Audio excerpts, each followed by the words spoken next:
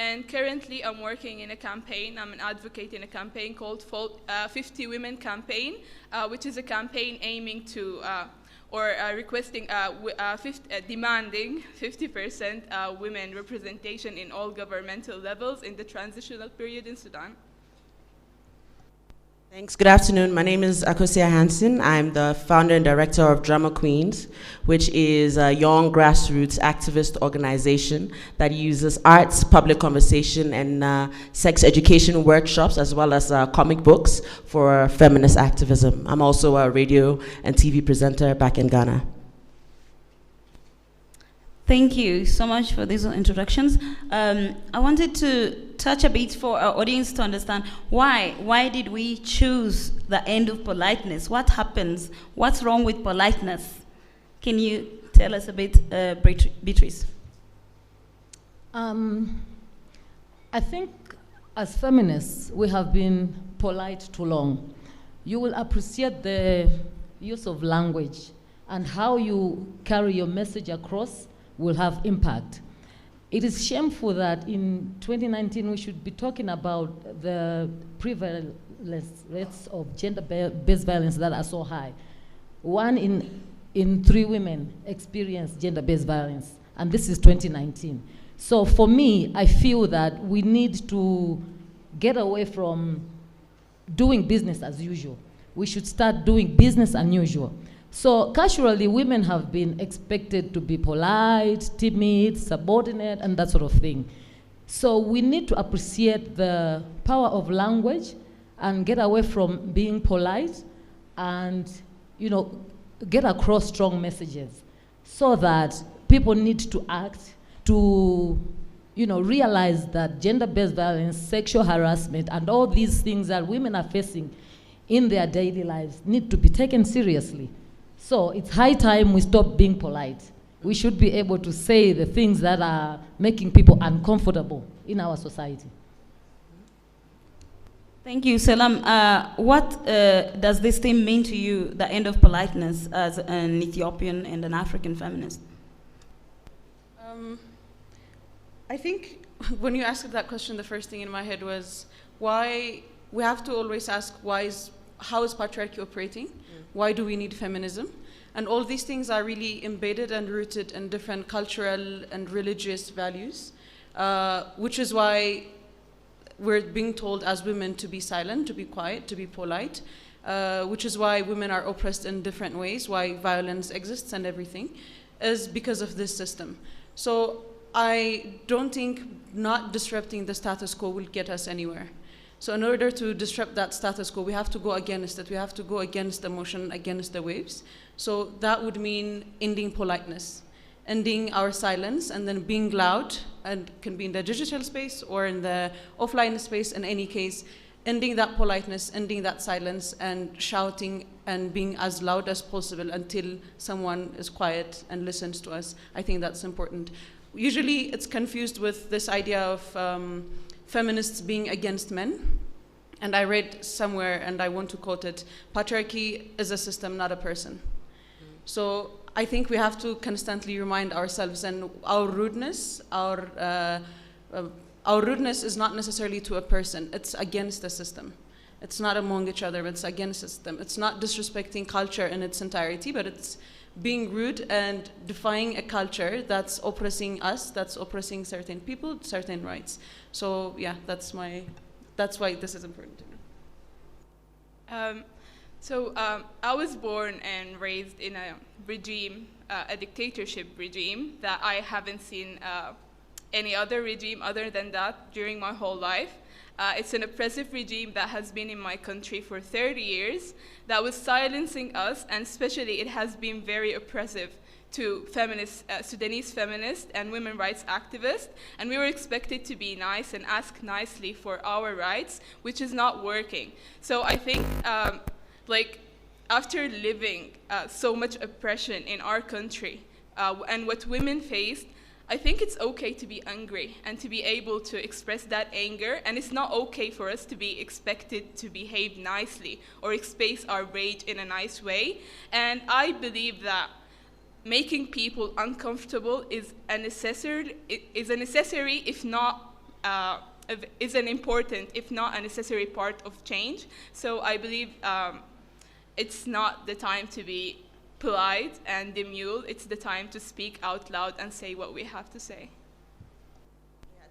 To add to that, I mean, all of you have said it, but I've used the language, be polite to an oppressed group. So you tell the black slave, be polite when you ask for your freedom. Or you tell Ghanaians who were fighting for their independence from the British, be polite when you ask for your independence. It's ridiculous because in essence, there's already been a breach of respectability, a breach of privacy, a breach of human rights by someone oppressing you in the first place. How do you ask your oppressor, how does the oppressor ask the oppressed to be polite about asking for what is theirs in the first place? You know, that's ridiculous. And you touched on discomfort. Discomfort is necessary, I feel.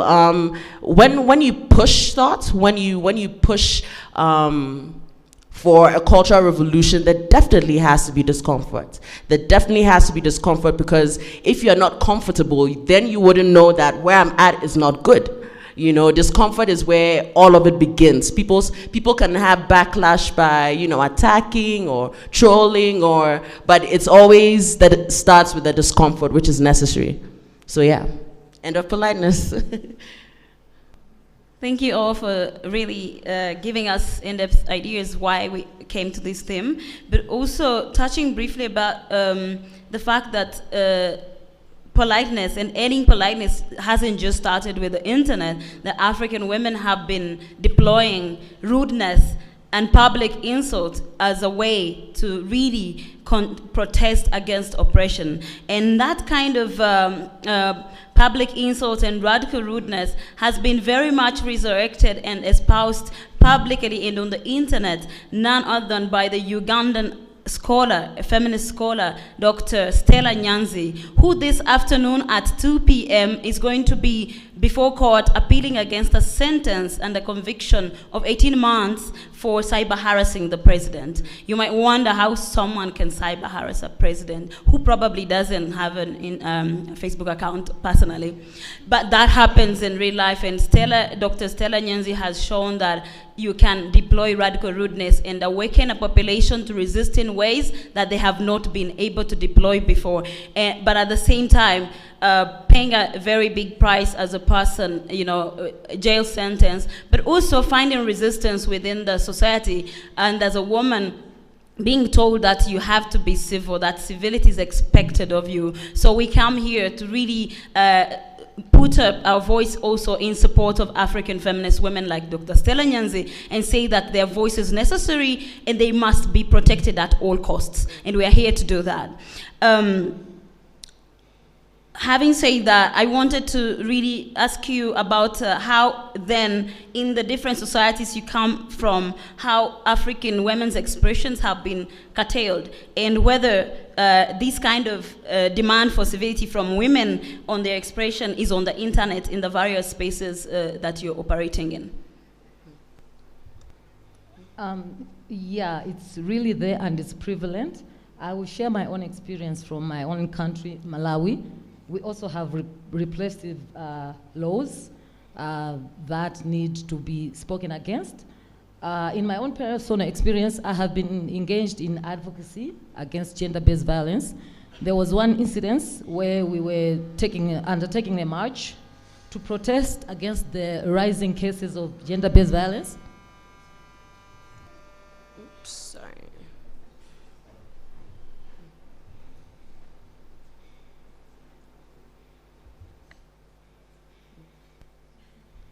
Yeah, so as we are talking about the issue of politeness, I carried a placard that was deemed offensive. It talked about having a vagina is not a sin, my pussy, my pride. If it were in any other country, I'm sure it would have been taken as a message that is being passed across in relation to gender-based violence. But in my own country, it was taken to be offensive and insulting to the modesty of a woman.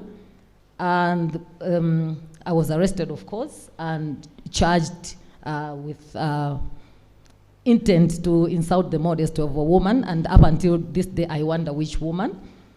Also, the same laws have been used in cases where sex workers are seen to be plying their trade, they could be arrested for the same law.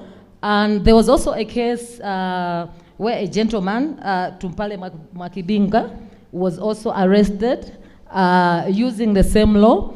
He had likened the wife of the president, President Peter Mutharika, to the cartoon Rango, and he was arrested and charged with, the same law. So you can see how the digital space, the repressive laws can sometimes stifle not only the voice of women, but the voice of people that are seen to be, going against the status quo.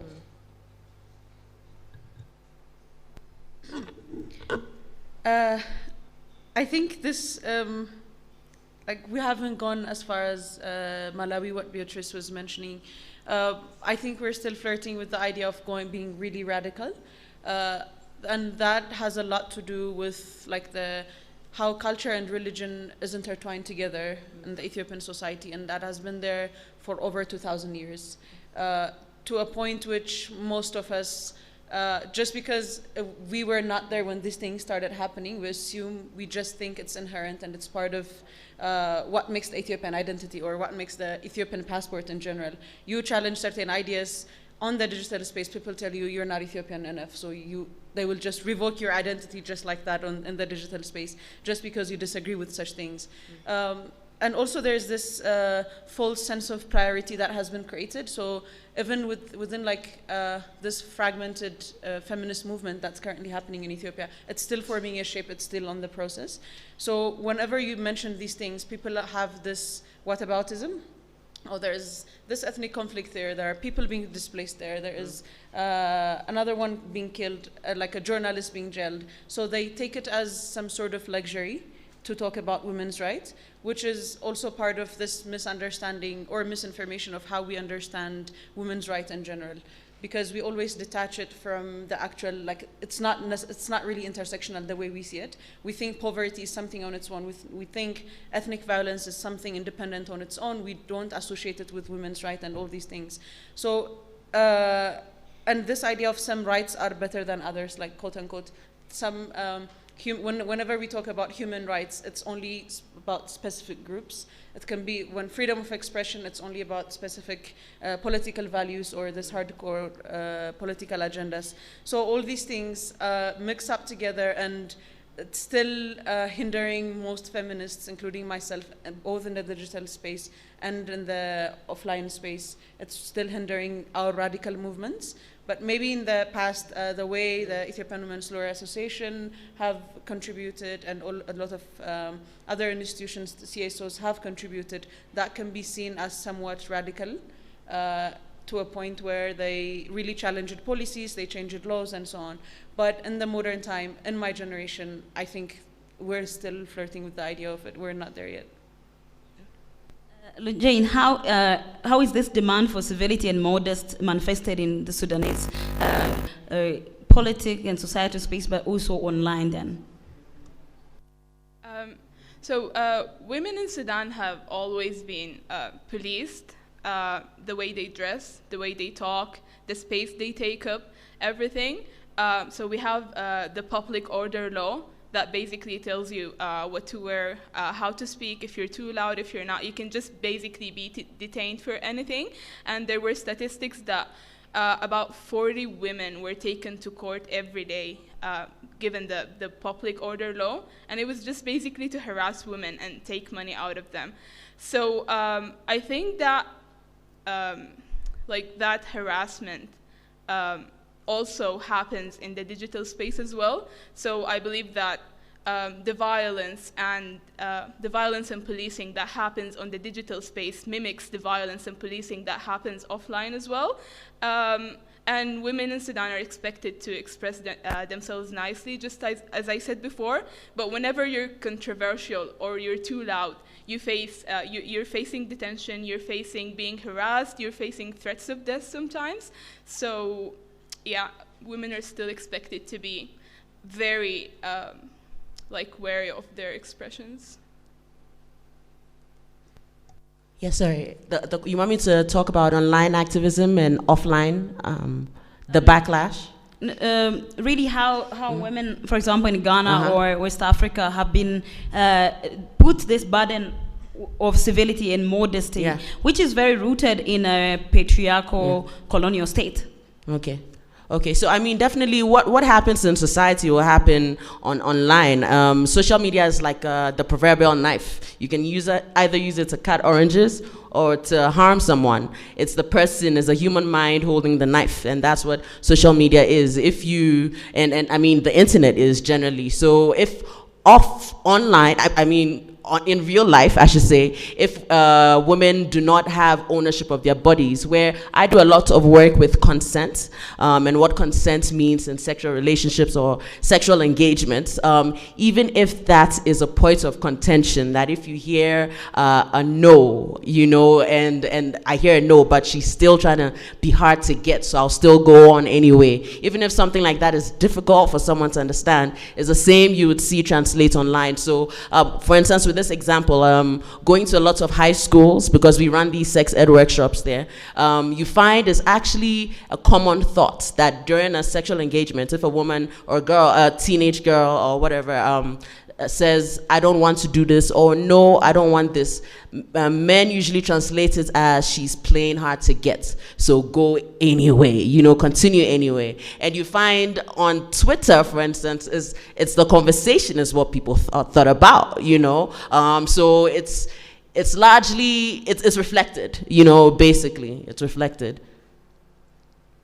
Thank you. And to build on Jane's, how the law actually is used against women, we have also seen in the case of Dr. Stella Nyanzi that the government actually resurrected a colonial era law on mandatory mental health assessment. So if you're loud and you're disturbing the government, the idea of a crazy insanity of a woman because the woman dares to step out of where they are not supposed to be within society, we still see it, and it's being regurgitated from the colonial times. So it's very important also talk about how then African women are pushing back both on and offline and connecting the different movements. How are Malawian women pushing back against this kind of status quo? Okay, before I comment on that, I think let me agree with you on the last point. I think historically we have seen that women that are loud and challenge the status quo have been punished. You know, in medieval times we had witches. Those were basically women that were outspoken, and they wanted to get rid of them from society, you know, because they want to demand their rights. Coming back to your question now, I've forgotten. How Malawian women are pushing back against both on and offline and connecting the different movements to push back against this kind of demands on their expression. Yeah, so we have a lot of pushback. The first thing I'll talk about the arrest I talked about. So having seen that the state was not intent on prosecuting my case, we took it head on. We sued for wrongful arrest, and we are also advocating to have the law that is being used appealed. So that is still ongoing. We have also seen a lot of mobilizing and you know, movement building on and offline. We have seen a lot of young feminist women coming up, collecting, and you know, advocating against gender-based violence. We were meant to have a campaign, Shut It Down campaign, but as you may be aware, in Malawi we have had a series of demonstrations which are challenging the results of the elections. So we thought that it couldn't be an ideal time to have the Shut It Down campaign.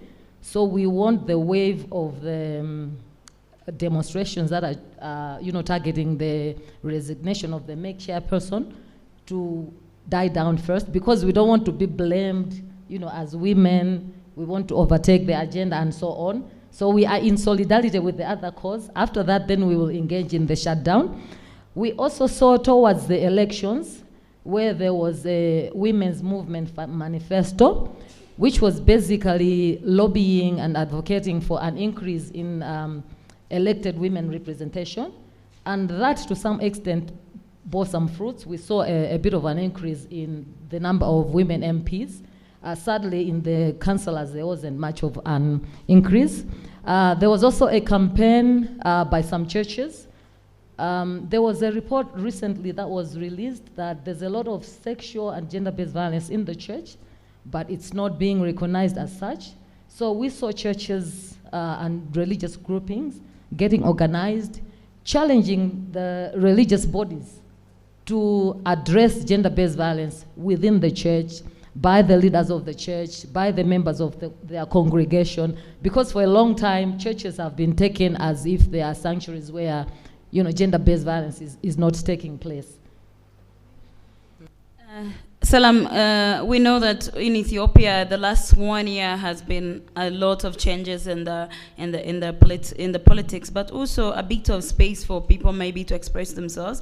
But I wanted for us to share, for you to share with us on how are we seeing the transformation of women's movements and feminist movements within Ethiopia from the past time in a more repressive situation and what the current situation is like. Yeah, honestly, I don't think there has been like a massive progress, like as much as it's bluffed about, maybe, or usually it stays in just as a PR stunt, in my opinion. But yes, the fact that, because especially the online activism, there has been a lot of improvement in terms of internet access, the the data availability, the expense and everything. So which I think that definitely would contribute to more people coming to the online spaces, getting information. Even now, my mother uses, like, she's in this bunch of Viber groups and everything that people share different informations from, both in the diaspora and then within the country as well. So they get these informations, which to me, putting this, like, challenging people. I always say my activism is rooted in making people uncomfortable and like telling it as it is and telling stories. And that's when people will start, although they don't change immediately on the spot, they're going to start thinking about it. It's going to bother them. So that has somehow contributed. But other than that, again, this false sense of solution somehow. We have a big representation of women in the political spaces, but really representation just on its own is not going to do anything. How is it going to trickle down to the grassroots level? How is it going to trickle down to politicizing the women's question? How is the government really taking the women's question seriously, regardless of all the push we've been having online, especially on Twitter? Women ask the PM the trending hashtags and all these things, but we have not really gotten like a direct response. Trying to get like meetings and other conferences with the government, but still not really happening. It's always seen as just, it's some sort of tokenism. It's just as a side. You have a panel happening and then you're asked, oh, let's just add one woman, so a day before you'll be called and, oh, can you please come and attend? So of course, this freedom of expression and then all these things, it is progressing, and it's such a short time to expect a huge change, but at the same time, I feel like we're creating this bubble that we think a real change is happening, but not really, and it's not really trickling down to like a tangible, measurable sense. Just a follow-up, because you have elections coming up, or supposedly. Yes. I must say. And then how are young women in that case organizing? Like, what the feminist space, away from what the government projects, but actually what young women are doing in this country? It's not, again, it's still playing around this representation and then talking about women's rights in a very vague term, celebrating some like March 8th and so on. Other political parties, I think now we're trying to push that with the Yellow Movement, with Setawit and other institutions, trying to make it so visible that people can vote based on these things, especially women, politicizing the question and making women aware of all the injustice that happens and make them ask questions. So whenever they vote, then they will be conscious of these things. And then the political parties will be forced to integrate this, to have their agenda geared towards making it compatible with the women's question or integrating it with that. So now there is some work going on. I don't think it's launched yet, but still the political parties, I think there's only one political party trying to engage this and then have women's representation and trying to work on around those lines. But in general, at a government level, it's still very slow. Jane, we saw a couple of months ago the Sudan managed to depose a dictator after 30 years. And some of us in the neighborhood who are living under similar situations, there was a bit of excitement to live to see that day. And before we knew it, there was this whole flood of Sudanese women in the media being shown to have been very critical parts of the revolution, and their voices coming up. And one of the iconic pictures of the revolution of Ala Salah circulating the world. Suddenly, it's like the world had discovered Sudanese women. And in fact, in Uganda, there was a cartoonist who put that Ugandan women were busy taking selfies while Sudanese women were fighting in the revolution. Such romanticized ideas of what women's struggles are. We would like to hear from you what has been the reality like for Sudanese women during the revolution, and what are the current pushes beyond just the image of being on the revolution and the radical voices within the movement. So I think for me, end of politeness and the idea of pushing back manifested in the way women participated in the Sudanese revolution, which was very unexpected. And it's because of the societal and religious situation in Sudan, where women are expected to hold certain positions but not to be too public or take up too much space. But when the revolution started, women were actually in the forefront of the revolution. And actually the revolution, whenever there was a march or something, it started with something called a zaghruda, which is it's a sound that women make in Sudan. So once people hear it, they all come out at 1 o'clock sharp. One woman would go out and make this sound, and everyone will come gather together and start the march. So and then how women actually used arts, different kinds of arts, to document, to remind people of the Sudanese revolution and just spread the word everywhere. We had remarkable women, just like Marwa Babikir, who wrote poetry. She wrote literally about every important event that happened on the Sudanese revolution. It was basically like an everyday summary. And then we had the amazing Yusra al-Bagir. She's a journalist, and she basically covered a lot of things to the extent that she faced threats that she had to fly back to London because they told her she will be detained if not. And we had Ala Satir, who's a designer. I'm sure many of you saw her designs. It's very remarkable online. She basically speaks about revolution and women's revolution particularly. So I think women really pushed back during the revolution. But we had these expectations that because of the amount of participation of women in the Sudanese revolution, it's going to translate to women being given more priority in the transitional period and our agenda being prioritized. But that's not the case. We were given empty promises. So that's why we started now the 50 campaign. We're pushing back to have more women representation in the transitional period, because we believe it will help prioritize women agenda and make us more heard, and it will also help us empower women to run for government after the transitional period. So yeah. Just a follow-up. There's this whole idea people from the outside might think that what the revolution means to everybody is the same thing. But also within the revolution, we've seen some radical voices like young women pushing back, but actually getting pushed back in the end. And if you could share a story, one of women that was on the forefront pushing back and demanding that the revolution must be feminist. Oh yeah. Okay, so I think I will share a story about Wi'am Shogi.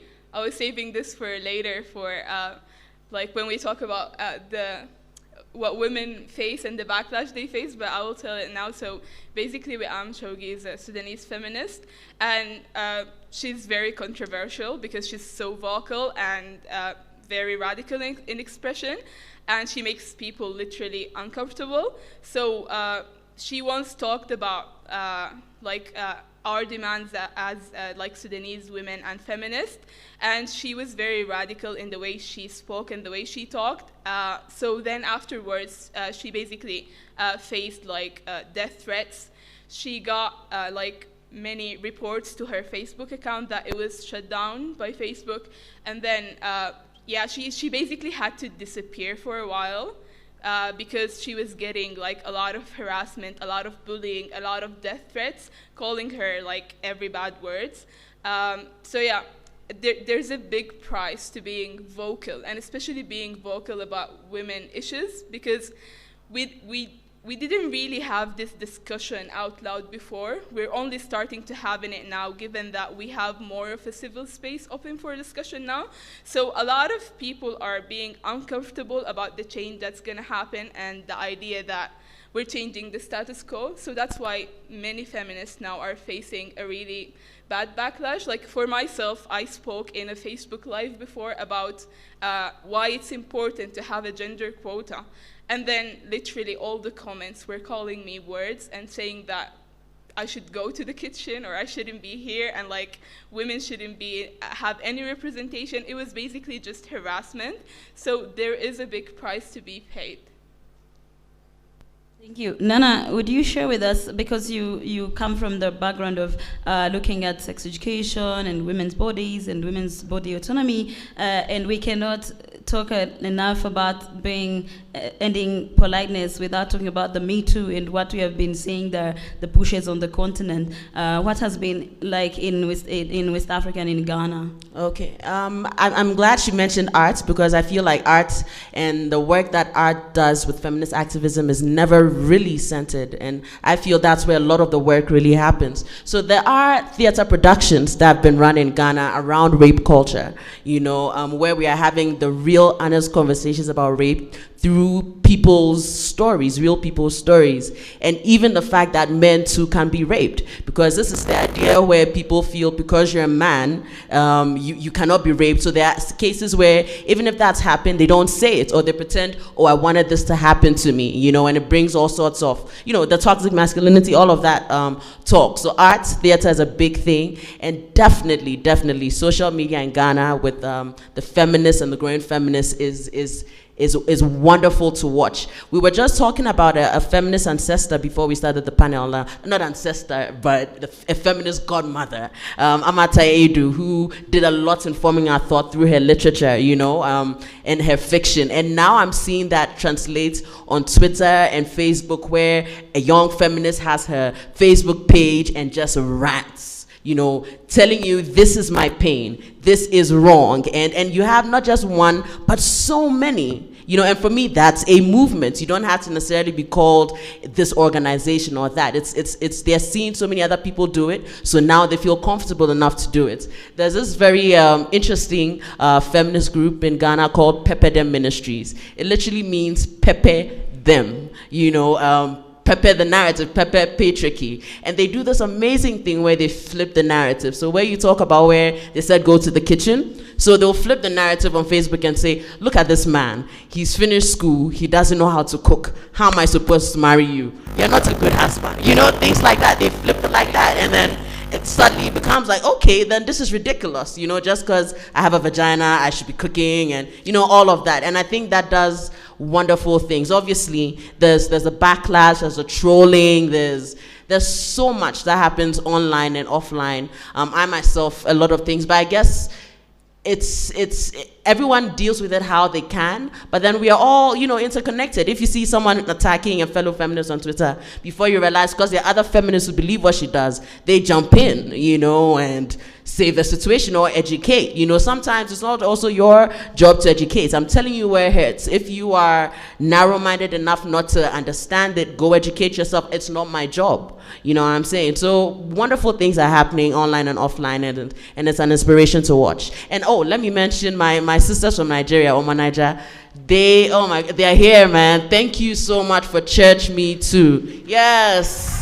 Thank you so much for Church Me Too. So this is where they actually got a pastor to step down due to allegations of sexual abuse, and I'm just waiting for it to catch up in Ghana because, as you said, religion and how it ties into culture and how you cannot, dare you not, touch the anointed man of God, even if he's an abuser or a rapist, you know. So that was a really good example from our sisters from another mother, and hopefully you'll catch on. Yeah. It's the devil. Is the what? It's the devil. Is the devil? It's not them. It's the devil, right? Thank you so much, Nana. I thought we could, whoever feels free to respond to this about really how, then how does this, not being polite and being visible and being a vocal woman, and what are the dangers and what kind of protections do we need to put in place? If you can feel free to respond to that.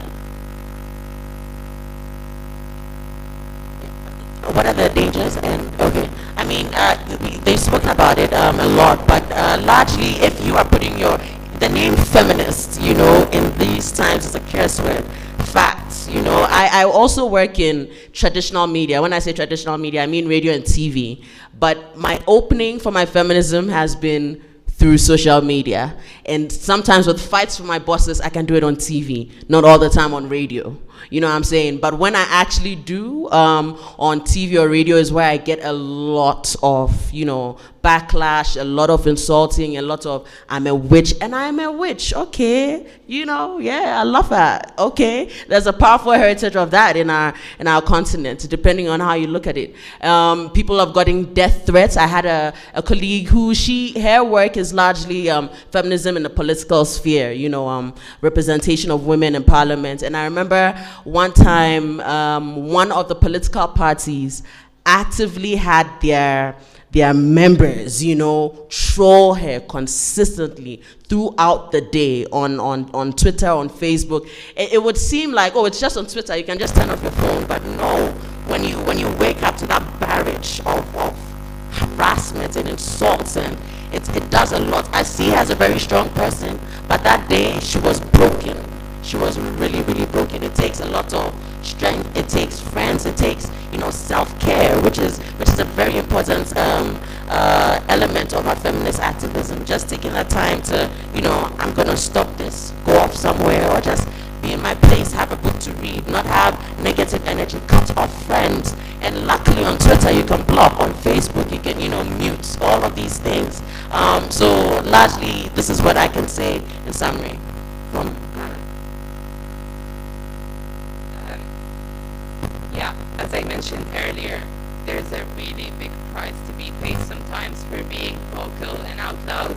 And I'm just going to talk about how like Sudanese females protesters paid this price in the breakdown of the sit-in in Khartoum in the 3rd of June, where many women were raped brutally. Like many women, even the numbers I don't remember exactly, but they're not exactly the numbers that are there because there's stigma in reporting this. So many women chose not to talk about it. But that basically was their punishment for being out there, is to be raped. Because like even those who told their stories said that the soldiers were like the RSF soldiers were telling them that if you're out here at 4 a.m. basically that's what you're asking for. So that's how women are thought of. That's the price they pay sometimes, and it's a really big price, and it leaves a mark, and it's painful because because that's what you pay for being out there, for being visible, for being vocal.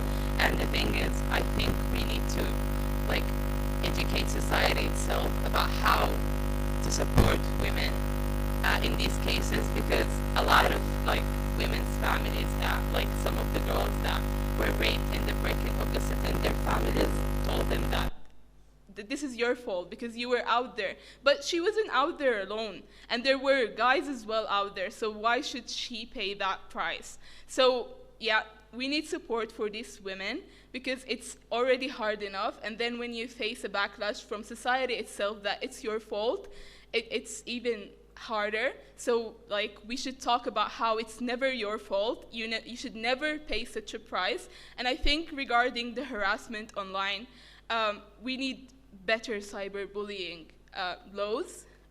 I think we have some in Sudan, but it's never taken seriously. Like, I can never, like, in some countries you can take a screenshot of someone telling you that he wants to rape you and then go to court with it. But in Sudan, like, one of my friend activists told me that she did the same, and the people in the police station laughed at her. So we need better punishment for those who do this. We need better cyberbullying laws, and we need better protection for women even on the grounds. Yeah, so kind of a follow-up on what you said as well. I think we usually forget the impact online activism especially has on mental health, especially when most of us and almost all African cultures share this sense of belonging and family and putting everyone first and saying yes to everyone we care about, our friends and family. This sense of Ubuntu, I am because we are. So, but we take it too far to a point we confuse it with being the same. It's not embracing our differences. It's not living together with our disagreements, but we expect everyone to be the same as us, to follow the status quo, to follow what our religion tells us, what our culture tells us, what our social value tells us, and everything, which is usually why it's hard to be radically rude or to be non-polite.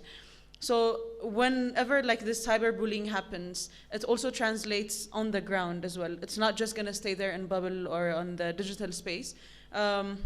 Whatever happens in there actually impacts us in real life. So for me to write about things I care, like social justice, feminism, other rights and everything, and for people I care about and people I love bashing me for that, telling me like all to a point of sometimes being disowned by those people we care about, it really creates frustration, and it has a huge impact on mental health, which it brings me back to self-care and then learning how to let go of people like who are very toxic to us, both on and offline, because it's all like it mimics each other, as Jans was saying, yeah?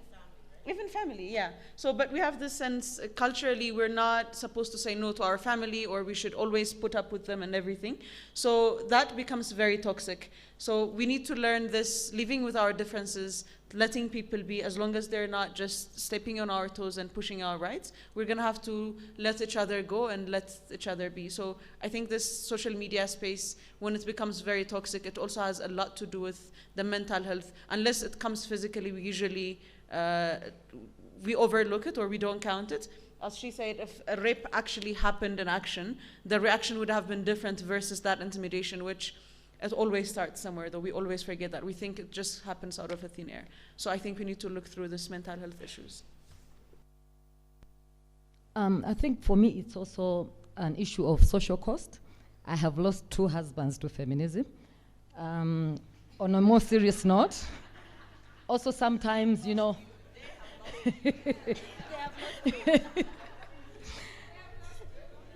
yeah, so also for some of us that are mothers, the backlash that not only I face as a person, but also that my children face when they are interacting in their own spaces, you know, about the work that, you know, I do. Also, as I have mentioned, the use of laws that are outdated just to stifle the voice of, you know, a woman. Just to give a bit of background, before we did this march that I was arrested for, a few months before that, there were a few men that marched in their underpants on the street. They were protesting the killings of albinos. Nobody arrested anyone, but they were literally almost naked. So for me, it's an issue of trying to control one because one is a woman. Also, we have seen not only targeting activists per se, but targeting women in general, the issue of revenge porn, where when something circulates, it's always the woman that is to blame, and not the one who has circulated or the one who was taking the video or the picture and so on and so forth. And then lastly, I think for me, in dealing with this, it's an issue of us as a collective, as sisters, in terms of how we support each other. Nana already mentioned the issue of Twitter. If you see a sister is being attacked, how we support one another, and so on and so forth. But also the issue of self-care cannot be overemphasized at individual level as well as collective. Thank you so much. We'll now go to our audience, but before we go, I would really like to request two people, because their perspectives are going to be very important. From South Africa, if you can share with us, Mbali, the current movements that are going on, very important. Am I next? The kind of push South African women are doing, and if you can, thank you.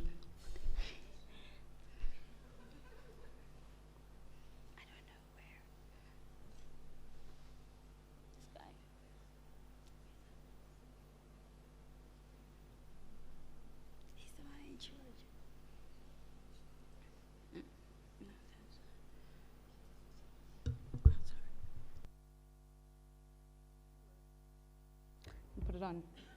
Okay, thank you, Rosebel, for giving me a chance to speak about South African women and the feminist organizing that has been basically has taken over the conversation and the public conversation about sexual and gender-based violence in South Africa.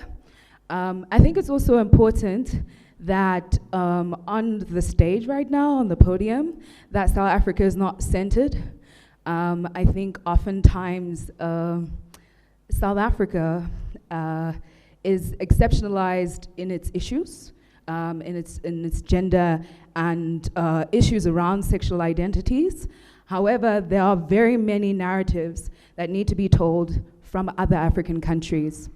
And so I don't want to center this or exceptionalize the movements that are taking place in South Africa, because they're not exceptional. And we are speaking about African issues. So today, I want to speak about the Am I Next movement, which basically was sparked by what we initially thought as South African feminists was a kidnapping. It came out after kind of the police investigation, but also the investigation of a private investigator and the friends of the person that we lost to a femicide.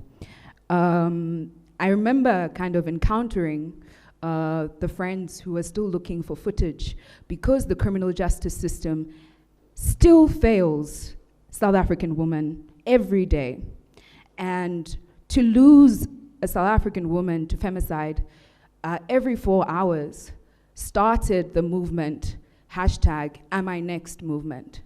And the Am I Next movement, you don't even have to explain what it means when you live in such a violent context. It explains itself. It's, am I next, or did I survive being next? So it's basically living your life, kind of dodging being next. And so this femicide and many more cases, basically within the same week, sparked women organizing around centers of power in South Africa, one of them being Parliament in Cape Town. There was a large march, very well recorded on social media, but also just in traditional media as well. And then the second one was the JSC shutdown. And the JSC shutdown was when women said, economic activity will not take place while we are dying. And even the shutdown of the World Economic Forum was also to communicate that economic activity will not continue with more and more women dying every hour. And I think in this space, as Africans, I think it's really important that we are consistent with how we respond to issues. So within South Africa's immediate regional bloc, SADC states responded to xenophobic attacks, but they didn't respond to the femicide. And these are all manifestations of violence. And the fact that South Africa is a country that hasn't addressed legacies of violence that literally play out every day. They manifest as gangsterism, they manifest as sexual and gender-based violence, they manifest as crime, and to just deal with these issues separately does not address the problem, the pervasive problem in South African society. Thank you so much, Mbali. Also, our sister from Kenya, I would like to call Nancy to really share with us, because there's been very positive also moves within advocating for minority rights within Kenya, but also at the same time Kenya dealing with femicide. So Nancy, if you could share with us briefly what the situation is like in Kenya. Thank you.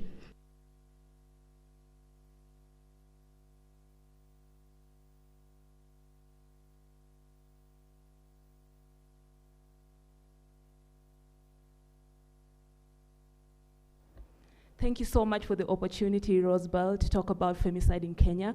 And thank you so much, the panelists, for a wonderful conversation. My name is Nancy Houston. I'm the co-founder of Feminists in Kenya. And I just want to talk about the femicide and the violence against women that happened in Kenya. As feminist activists, and personally as a person who identifies as a radical intersectional feminist, there was a period in Kenya when a lot of women were being killed. Women in universities, young couples, women who just gotten married, they were being murdered by their husbands for very, very minute reasons, like, you didn't cook ugali, well, that's like traditional Kenyan food. They were being, there was a case of a woman whose hand was chopped off because apparently she didn't get food for supper for the man. So there was a period in Kenya when a lot of women were being murdered. There was a lot of violence, and we felt like, as young feminists in Kenya, we felt like it was not being given the visibility that it needed. It was not being amplified enough. So we decided to organize as young feminists, and we did the Total Shutdown KE. This was a protest, this was a march in four counties in Kenya: Nairobi, Mombasa, Busia, and Kisumu. And we presented a memorandum of demands to the government of Kenya, demanding that they declare violence against women and girls and femicide a national emergency. And it's interesting because the labor of young feminist women is usually erased, because once we brought this conversation to the table, once we amplified this conversation, once we used our labor as young feminists to bring this conversation on a national platform, this is when politicians swooped in to apparently save the day. And after they swooped in to save the day, they erased our labor. They erased the work that we had done. They erased the organizing that we had done. They erased every little work, every little labor that we had done as young feminists. So they swooped in and did not invite us to address what we were saying in our memorandum of demands. They did not invite us to give our voice. They did not invite us to give our perspectives on violence against women and girls and femicide in Kenya. So it is really important as feminists and as activists in Africa that we do not erase the labor of young feminist women. Thank you. If you could please share a bit on being an intersectional feminist, what's happening with the minority rights in Kenya, having seen that for the first time the census recognized intersex people in Kenya. Just a little bit on that, because it's very important for the content to understand that actually there are also some changes in that direction. It's interesting because for the first time in Kenya, we had the intersex persons counted in our census. So the Kenyan government decided to declare that they were going to count the intersex persons as part of the community, as part of the people, as part of the citizens in Kenya. And that is a step in the right direction. But also with minority rights, we as young activists in Kenya and as young intersectional feminists in Kenya, at the forefront, at key in our key in our struggles, key in our fight is, of course, LGBTQ rights. And I would be lying and I would be denying, if I would be lying to myself as a feminist if I did not talk about the minority rights, LGBTQ rights, because they are also part of the demographic, they're also part of the women in Kenya, and they also face violence. So we are also part of Repeal 162. It is key in our fight, it is key in our struggle. We want freedom for other women. You do not have to look like us. You do not have to be heterosexual. You do not have to be straight. You do not have to live your life the way we live our life for us to fight for you. So Repeal 162. Thank you so much. Now we're open to questions from the audience, if you can. I'll start there.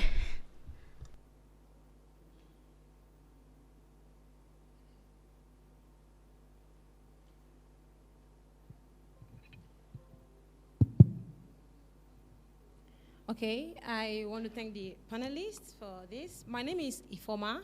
I'm from Nigeria. And so far, we've got a massive movement for feminism going on. It's been an amazing journey, but it's noteworthy that in as much as we want to drag women to be aware of what is happening, we have some little bit of opposition. We have this group of people that will come out and say, I am a feminist, but there is a but to it. I am a feminist, but I don't believe we should do this way. So in Nigeria, it becomes a kind of moral standard, societal acceptance. When you are married and you call yourself a feminist, you're good to go, you're good to go. When you are single and you're feminist, oh, you're just bitter, you're just angry. So they have these two sessions. So we have the people who say they are feminists, but these are the people we really have issues with. So we have a lot of issues on rape cases that women come online, and when they talk about this, they are shut up. You know, they are sometimes arrested. We have a list of arrested recently. So right now we use a tool called dragging and shaming online. So like the Church 2 issue, we did a lot of dragging. Like 3 weeks ago, there was a femicide that went on in Nigeria. So women were killed in hotels. They were killed in a pattern with a sticker tied on their necks, about 10 people. So the man was caught, and this same set of I'm a feminist but people came out and said, stop being a prostitute, stop going to the hotel. That was their campaign. So for those who were killed, for the women who were killed in the hotel, they were prostitutes. So you see, we have these issues going on, and it's more like a challenge to roll when we have these bot people coming, to drag all our efforts down. So I want to ask each of the panelists if you had this challenge in your country, and how did you overcome it? Because it's really a thing for us. Thank you. Thank you. I'll go to the person in the black jacket. Behind. Sorry, behind. Let's try to be fair, you know. I saw the hands up first.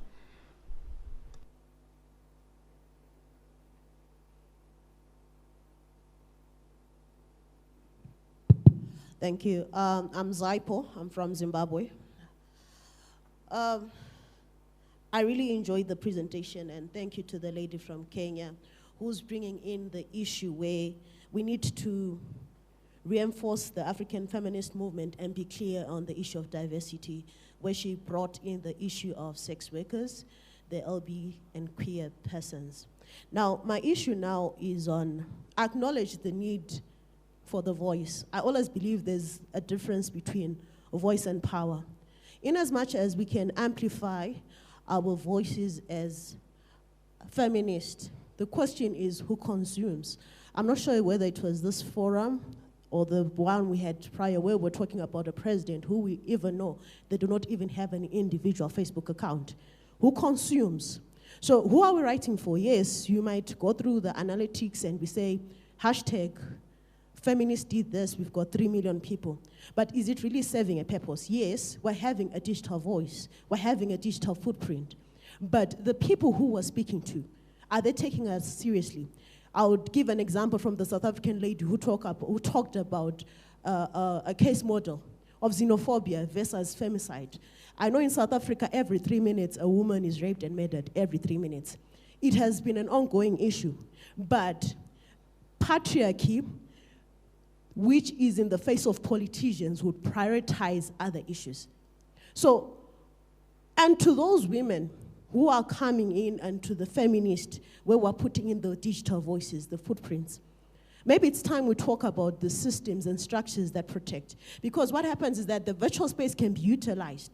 But in reality, when we come to the physical space, the issues of the cyber crime and cyber security bills in our countries, what is our position as African feminists to protect ourselves beyond the digital voice? Because I feel it's a two-tier system around it. So I think we should be thinking beyond.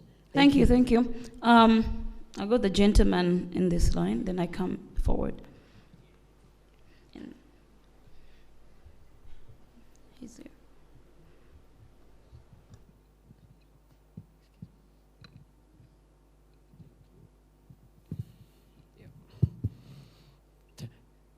Thank you.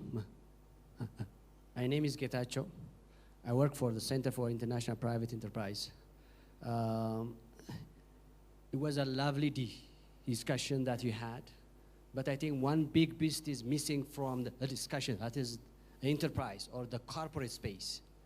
How do you see the corporate space evolving in light of the things that you are saying, including the very platforms that you work on, like Twitter and Facebook and the other service providers? Are they actually evolving as much as you like them to? Because still on Twitter and Facebook, some things are okay to be said, but some are not.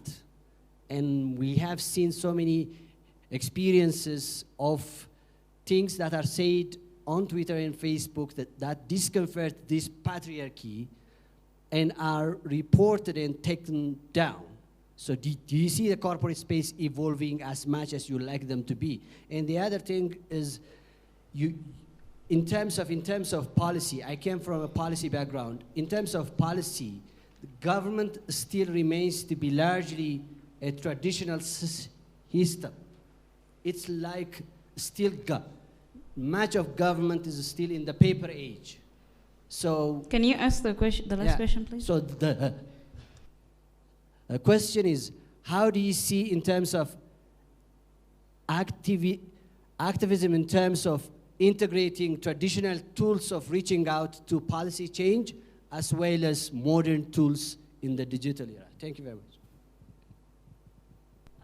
I'll have the question here in front, then we'll come back to the panel, then we come for the next round of questions. Thank you.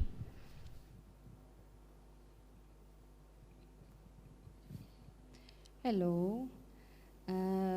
Okay, so I'm trying to frame the question, so bear with me. There are three things that really bothers me around African feminist movement in general. The three things are, one, our unfiltered relationship with transnational feminist movements without understanding our local issues, that's one. And two, our lack of local movement buildings. And three, our feminist language. The three things seem to be, for me, one of our biggest problems for our progressive movements. And I can give you one movement from South Africa. Actually, I shouldn't be the one who will be talking. Actually, it's Mbali, because she's one of the activists. I don't know if you know about the Feast Must Fall movement, especially the feminist activist movement. In that moment, we had a rape must fall, and the young women went out naked to protest against it. So what happened online was many people thought, oh, look at these girls, they are borrowing the culture of the feminine and the slut works movement tactics. And the young women have to come back again and say, like, actually, naked protest is an African culture. Do you know about Senegal? Do you know about this country? Do you know about Kenya? Do you know about that? So the work, instead of progressing with the movement, we end up defending the movement, which is a tasking on its own.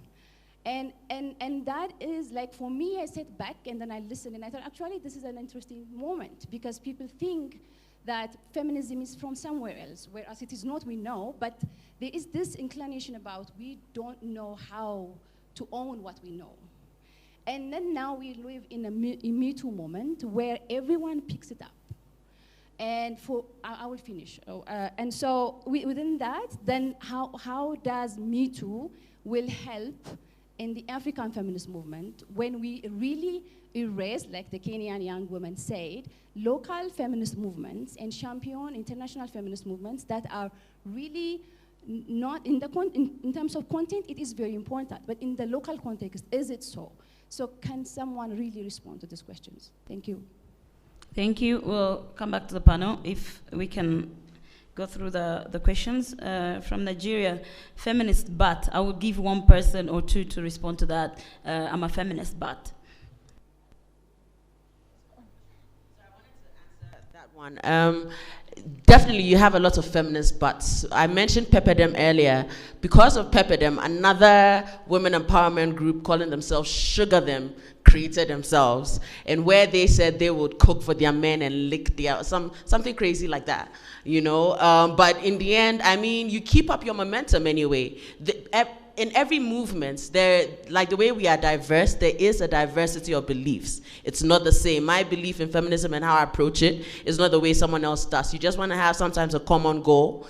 Some of those who you just don't work with them. It's like when we're getting our independence, there were people who said they wanted independence in the shortest possible time because we can't leave our colonial masters too soon. And there were others who said, no, we want it now. Usually I feel the most powerful, the most relevant movements for human rights is what always wins. So definitely don't worry about that. Talking about that, there even is a situation we are dealing right now in the arts community in Ghana where a group of people or a specific person under anonymity of the internet put it upon themselves to out the story of a survivor of abuse. And this survivor is someone who actually crafted the biggest, co-crafted the biggest arts festival in Ghana. It's called the Chaliwati Arts Festival. And this anonymous letter blog put out said she had been physically and emotionally abused by her partner. Yet she wasn't ready for that, you know, and in that anonymous blog, they named all feminists, including me, who they say we knew about it and we still did nothing about it, even though she wasn't ready. So that ended up being reverse abuse on her because she went through so much trauma. She's not even living in the country anymore. So I definitely, this is even piggybacking off the last question, I definitely realized the dangers of what the internet space has created. So for instance, this anonymous blog or group of people, we still don't know who they are, but they feel they're acting in feminist activism. Meanwhile, you know, it's always, once again, there's always the people and the minds using the knife or using the tool, you know, not necessarily the tool. So I guess maybe thinking more conversations like this, you know, is how we can find a way to curtail those problems. And seeing the second question on how our digital voices are actually bringing change, in a little way. For instance, a couple, 3-4 men that I unfollowed 7 years ago, you know, because of their misogyny on Twitter. Suddenly today, they're tweeting things like rape culture and acting like, oh, they know this all along, you know. But no, you know, it's because of constant voices, constant, you know, talking about it. People will be uncomfortable. They will definitely fight you. But what is right would actually, you know, eventually, if you refuse to move in the direction of a right movement, you'll be left alone. It'll be uncomfortable. Eventually, you would have to go along. So there is tiny change happening in corporate spaces. I realize in my workplaces, men don't just come and touch our butts or hug us anytime they want to anymore. Now it's like, hey, the feminists, even though it's like a, you know, scare tactic, it's still, hey, take care, relax, don't touch me, you know, in small ways like that. I would want to add on the I'm a feminist, but, you know, in my own case, the case I narrated, it was, the reaction was divisive. You know, some women were in support, some women were like, but she went overboard. You know, how could she, you know, say something like that? And I mean, for me, it's okay. And then there was another example which I can give you of a woman who was undressed in public because she was going to a political rally. Every woman rallied behind her. One, because she did not say anything that was deemed offensive. Two, she was a married woman. So for the society, she was seen to be, you know, a good woman that needed to be supported by all women. So I guess for me, it's about finding the allies who are going to support you in that cause and advance it regardless. I would also wish to comment on the issue of the digital space evolving and whatnot. I think also it's a matter of us looking at what is it we want to advance and to who. We cannot always rely on just the digital, solution. There are some times that you have to go in contact with the people. It could be community meetings. It could be through radio. She mentioned she uses TV. So it's about realizing that we have a lot of channels that we can use in terms of advancing our issues and so on and so forth. But also I think I like where she mentioned where she had engaged men that were, previously patriarchal, but then through constant engagement, they were able to come to the table and see, from her perspective. Yeah. Salam, could you look at the last question on local issues that feminism is not rooted in the local language and it's from somewhere else? Is it an excuse, or is there really reason to look into that question and how to address it? Yeah, I think I agree with most of the things, that there is such a huge disconnect with the way things are carried out, especially on the digital space, and then how it's translated with everyday people.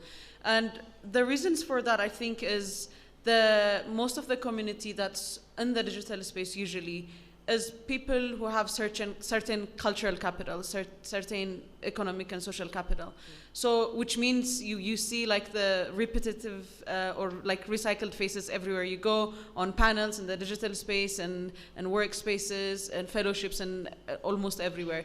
Which I think, to me, the problem is, especially in the case of Ethiopia, it can be, maybe I did not learn about this and I don't know a lot about this, but what I envy from a lot of other African countries is that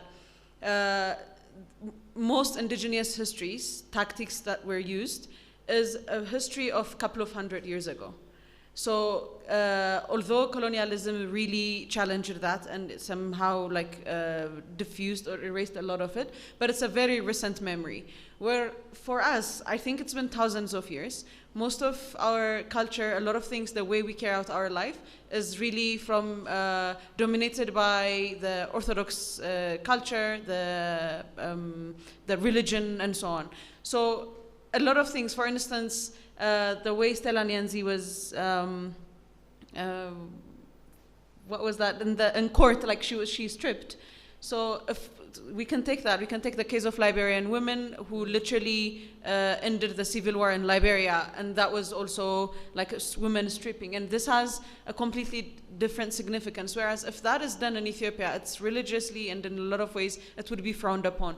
Although Ethiopia is big and there are a lot of cultures that might embrace that, but we don't know about it, we have not learned about it. So most of the movement is rooted in Addis, rooted by certain people with certain cultural capital, including myself. So I think that creates a huge disconnect, which we need to have some sort of solidarity. We need to stand among each other and then learn from one another. Also our feminist ideology, the way we formulate our ideas, the way we do a lot of things.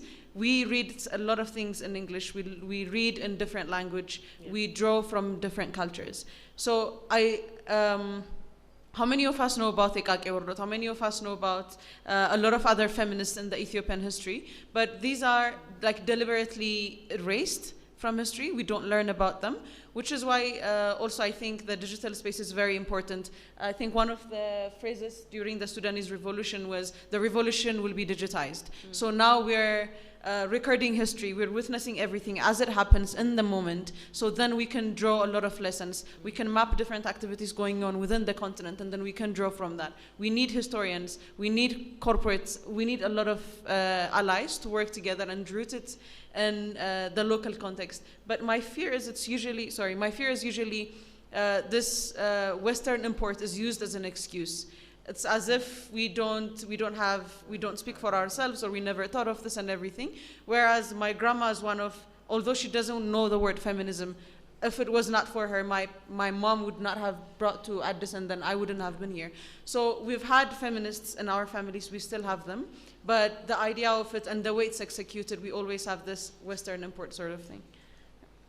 Thank you. Always when people bring this idea that feminism is foreign, I remind them that the first feminist journal was published in Egypt in 1930 something. It was not in a Western world. So I think it's a distraction and lack of knowledge, and we should never, I think, pay too much attention unless someone is willing to learn the histories of women in Africa. And rightly so, the Stella Nyanzi deploying radical rudeness, a nude protest, putting it at the heart of political challenge, challenging the dictatorship in Uganda, has actually made accessible knowledge that young Ugandans need to know. The fact that actually anti-colonial movements in Uganda used radical rudeness against the British. So people have been, first were resistant to the idea of a nude protest, but actually after reading they realized that actually women in Africa have always used nude protest as a tactic of the last resort often,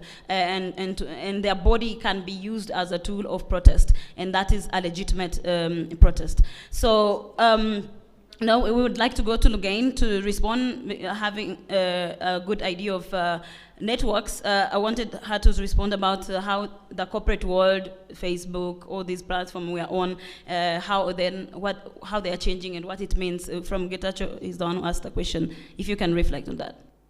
Yeah. Honestly, I'm not an expert or anything, but I will try to reflect on that from my own experience. So I do believe that corporate and enterprises like Facebook and Twitter, their policies are constantly changing and being refused. Safety policies, freedom of speech policies, privacy policies. But yeah, they are being changed and reviewed, but I don't think they are being, they're not changing fast enough.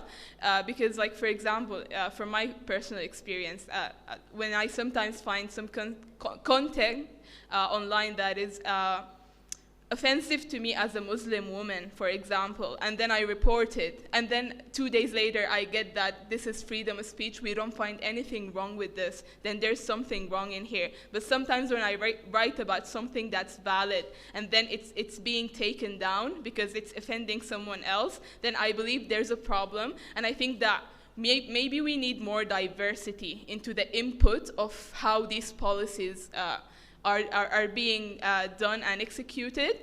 Maybe, I feel that it's so westernized, so we need more input from different ethnic groups, from different religious groups to make sure that everyone is being safe on the internet and have their right to freedom of speech. Thank you. Sorry, we've run out of time, but one question from the last.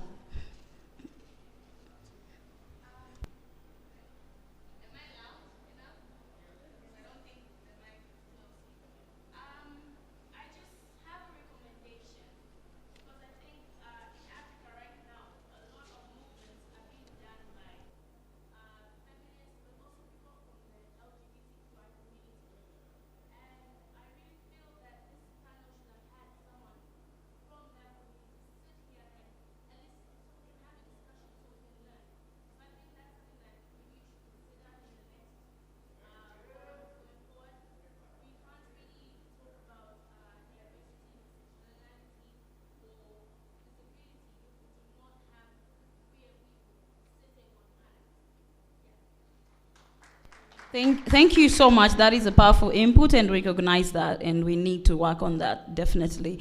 I think we're coming to the end of our panel. If you have any last something to say, lastly, burning input, and we close. Yeah, I wanted to add, actually, when you were talking about history, I also wanted to add about Auramba. It's a lot for me in general, and almost all of Africa. What we learn is just like immediate history or about certain parts of history from a certain country, and then maybe the colonial history. We don't learn about this critically written histories, narratives a lot. So Kake Urdot was from way even before the first wave feminism happened in the West. That's in the late 19th century, I think.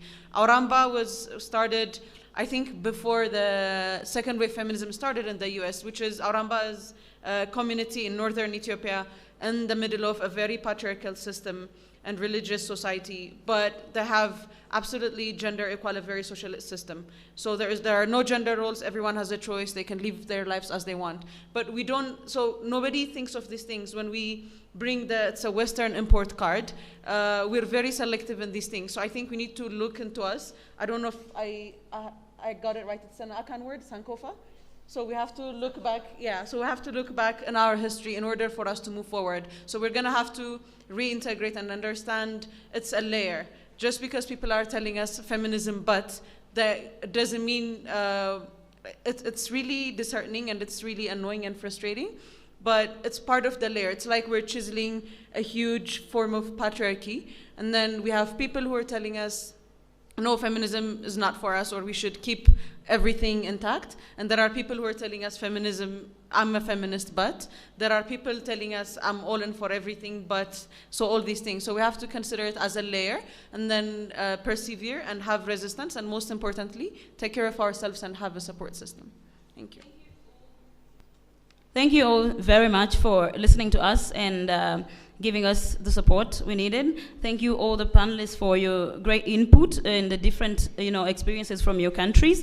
All I can say, let's go defy, disobey, and disrupt. Let's not stop.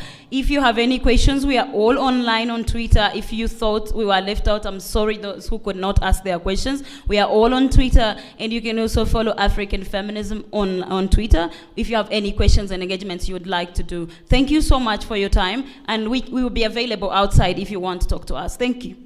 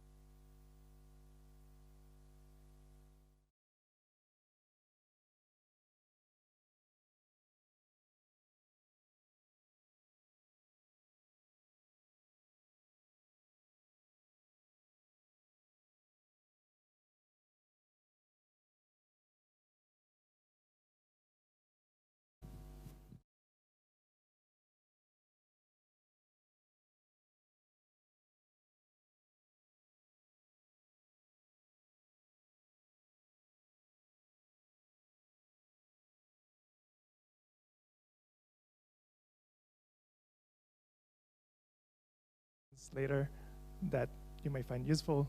You can go to my Twitter account and see my latest post. You will find the slides there.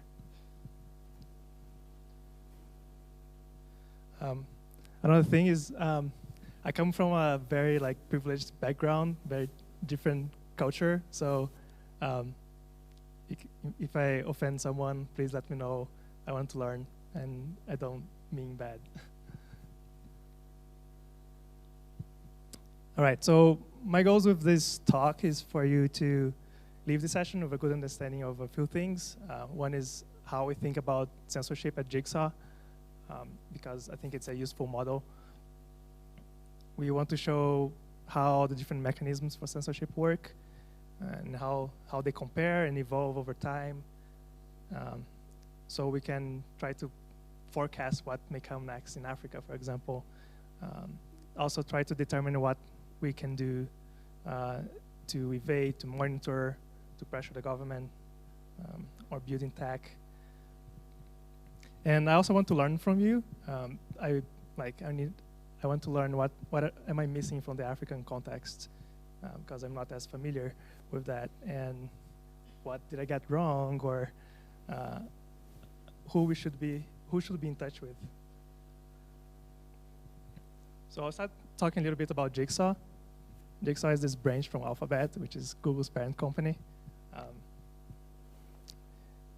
And we use technology to make people safer from digital conflicts, and things like online harassment or censorship or disinformation. And we try to forecast emerging threats, and we try to build technology to protect people, and we try to inspire the world to take action. We are in a very unique position. Google has lots of resources, and we try to do things that would be hard for the community to do otherwise. So our goal is really like to try to cover gaps, leverage Google's kind of position, and be the missing piece. That's why we call it Jigsaw. I'm the Eng lead for a team at Jigsaw fighting repressive online censorship. And our mission is to protect people's ability to participate in the global internet. And that means like sharing information, getting information, communicating. And our vision is to have, is that repressive censorship will have a high cost, a high political cost, a high economical cost, and a high technical cost. Our mission used to be like end repressive online censorship, but that's very binary. It's not very useful to think about it because, oh, should we do this? Like, no, it's not gonna end online censorship. It doesn't help much, but like, if you think about costs, like, yeah, this will make censorship more expensive. Hi. Like you can keep adding the costs and like think about the return of investment. I'd love to entertain that thought. I actually like it. Not me. We have like 3 different approaches. One is to... Okay, good afternoon, everyone. Thank you so much for coming to our panel. We're about to start, so please take a seat, and we'll start right away. Thank you so much. And third is people can learn about the censorship that's happening and use that to maybe pressure the government and revert censorship. These are the projects that we worked on to make the censorship harder to block and harder to censor. Most of them is collaborations with other teams. We identified that DNS was a big issue. It was like the most common mechanism of censorship. So one of our team members, Ben Schwartz, he revived the DNS over HTTPS standard, and he chaired the working group that later published the standard as an RFC, as an internet standard for DNS over HTTPS. And then once we got that, he also implemented the standards-based version of the Google Public DNS using DNS over HTTPS. We had that service for a while, but it wasn't standards-based. But once we had the standard, we converted it. We also worked on adding DNS over TLS to Android P. It's another form of encrypted DNS. And we are now currently working with the Chrome networking team to add DNS over HTTPS to Chrome. So a bunch of things around making DNS encrypted. And on the circumvention tools, we have Outline. It's a tool that lets you create your own VPN, so you don't need to trust like a third party. You launch it on the cloud, and then you connect to the internet via the server that you created. You can find it at getoutline.org. Sometimes it's hard to get a server, or in some places you don't have access to like payment methods and this kind of thing, or someone that can give you a server. So we also have Intra, which initially was a DNS protection app, but then later we added protections against SNI blocking. So it works in many, many countries, and it doesn't slow down your connection because you don't need to go through a server in order to access the internet. And we also have Project Shield that protects against DDoS attacks. DDoS is denial of service, distributed denial of service, which is a common form of censorship. You take down the website, nobody can access the content. Yeah, so those are all like projects that we try to like forecast the issue. Like VPNs are getting blocked more often by more countries. So like we did Outline. SNI and DNS is like common forms of censorship. SNI came later, and we added a feature later, so Intra protects against them. And Project Shield, when we did it, was a while ago. There was like no free DDoS service, DDoS protection service out there, and we kind of influenced the industry with that. Finally, these are projects to try to understand censorship and expose. We have some open source tools to try to do some analysis of network measurements and IP addresses, some utilities. We also have tools to fetch the Google Transparency Report data where we have traffic numbers for the different services. And we have tools to detect internet shutdowns by analyzing the time series for each product. And we're now working on loading those disruptions into the actual Google Transparency Report, so it's easy for people to access. Yeah, that's it for Jigsaw part. We can talk about about the different mechanisms of censorship and how it escalates. And I'll start with like some basics because I think many people still don't quite understand the basics, and it's important to understand that so we can better reason about how to like evade and how it escalates. So just like some basic concepts like IP address. Every server will have an IP address, which is like a hierarchical structure that is very easy, is very optimized for like routing packets. And then we have like domain names like example.com, where it's like a more of a logical structure that gets mapped to the physical structure. And we have like port numbers that are things that you append to the domain name to tell, or the host name to tell like what service you want to access. And then we have this thing called domain name system, or DNS. And the DNS maps domain names to IP addresses. So it works pretty much like an address book, right? Like you have the name and you got the address. And this process of mapping is called domain resolution. And address books are called DNS resolvers. And this address book is usually provided by your ISP. So you call the ISP or the resolver, and then it's like, oh, what's the address for example.com? And it's like, oh, it's 93.184.216.34. And then you hang up, and then you call that address, and then you connect with example.com. That's how it works. And then there's HTTP, which is the protocol we use to like fetch web pages. It's a way to like specify what URL like you want to get and like get a response. Then you have TLS, which is establishing an encrypted channel to the destination so no one can see your communication or interfere with it. And then HTTPS is the HTTP protocol over the TLS channel. And the analogy here is like with HTTP, it's like a postcard. Like you send a postcard, everyone can see the content along the way and the address. While when you're using HTTPS, it's more like a letter where you cannot see the content, but you can still see the address. So I'll start with the mechanisms here. The first one is IP blocking.